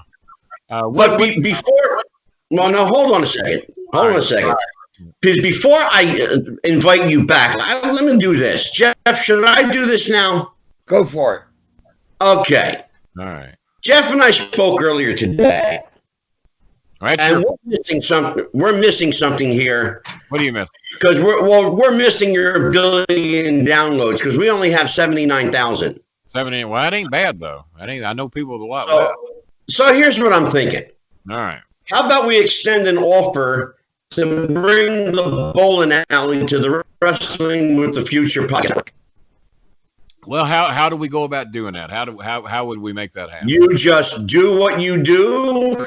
I do. And I will make sure everything is uploaded on the platform and on YouTube. We are on Podbean, we are on Stitcher, we are on Spotify, we are on any and all the platforms that you can be heard on. And I'll tell you this, I'd be willing to be your co-host, and I'll let you say and do whatever you want, and I'll just sit back and shut up. You do? No, realize, that's not going to happen. You realize that's a lie. You realize that Kenny, that's a lie. He will not shut up. I'm not going to shut up. He's got something to say. You do realize I have fired every co-host I've ever had. I have. None of them have survived. Well, wait a minute. You're in good company because he walked off the show last night. You walked off the show? What did he walk off the show for? I got a little fired up. That's all. Yeah, what'd you get fired up about? Over him saying something you didn't like? That's a good way to put it. Yeah. It was. I mean, I was bashing his beloved WWE. Well, he might not want to do a show with me. No. I'm willing. Here's the deal, Kenny. I said this. All right. I would love to be your co-host. I will let you do whatever you want, and I'll just sit back and ask you questions. And I know you like to do it live on YouTube. I will actually read you the questions, and I don't care what they say, what they ask. I'm not afraid to ask you. Well, if we can figure out how to do it live on YouTube to where we can have guests, because I want to have Anthony Scaramucci on real soon. Yes, I know Angelo knows who Anthony Scaramucci is. Sure. And he's really looking forward to doing my show again. We're looking forward to having him back on. Yeah. If we can figure out how to do it live on my YouTube channel, and I don't care what part of the network, I mean, well, let's talk about it, figure out how to do it. And I think we can probably figure out a way to do this. I will be in contact with you about it. All right. Absolutely. Now, what's in it for me? All right, Kenny, thank you for... How many millions of dollars a month am I going to make off of this? About $1. About $1? Yeah. A free pizza delivered from El Forno Pizza and Restaurant. And by the time it gets out how to make that happen. Jimmy used to order Rockabar pizzas in Evansville, and he would order them frozen and have them sent to his home. Rockabar makes some awesome pizza. He got real pissed off. When me and Russo had our first ever face-to-face meeting, we met at Rockabar Pizza in Evansville. Jimmy was he was pissed. Well, Kenny, thank you, my friend. Listen, I really want to say thank you. I really appreciate you being here. Well, and I do a lot Jeff, lately, and people were asking me just the other day, when am I going to do one? I said, well, I'm doing DeCipio's podcast here probably any day now, and then I forgot it was today. So now, how do the people see this? Can you send me information in Messenger and when it will be, how people can see it? Right on YouTube. Going to be on YouTube? Well, just send me the link, and when will it be up? It'll be up tomorrow. Be up tomorrow. Send me the link, and I'll promote it on Twitter and Facebook, and hopefully we can boost those downloads a little bit. And absolutely. If it don't draw shit, I blame Jeff. Oh, there you go now. You got to be like any wrestling promoter. If the crowd don't draw, you have to blame somebody. Yeah, that's right. Blame the talent. All right. Well, Jeff, go ahead and promote Vanguard. We got VCW coming up on February the 1st. We are going to be at the Masonic Temple in Norfolk, Virginia with we got a fatal four-way with Billy Gunn, Gangrel, Brandon Scott, and Gangrel's a dear friend of mine. Tell him Kenny Bolin said hi. He's eaten with me in my living room before. I would be more than happy to tell you. Gangrel's a class act and a good guy. Make sure to tell him I said hi. Billy Gunn's a pretty good guy.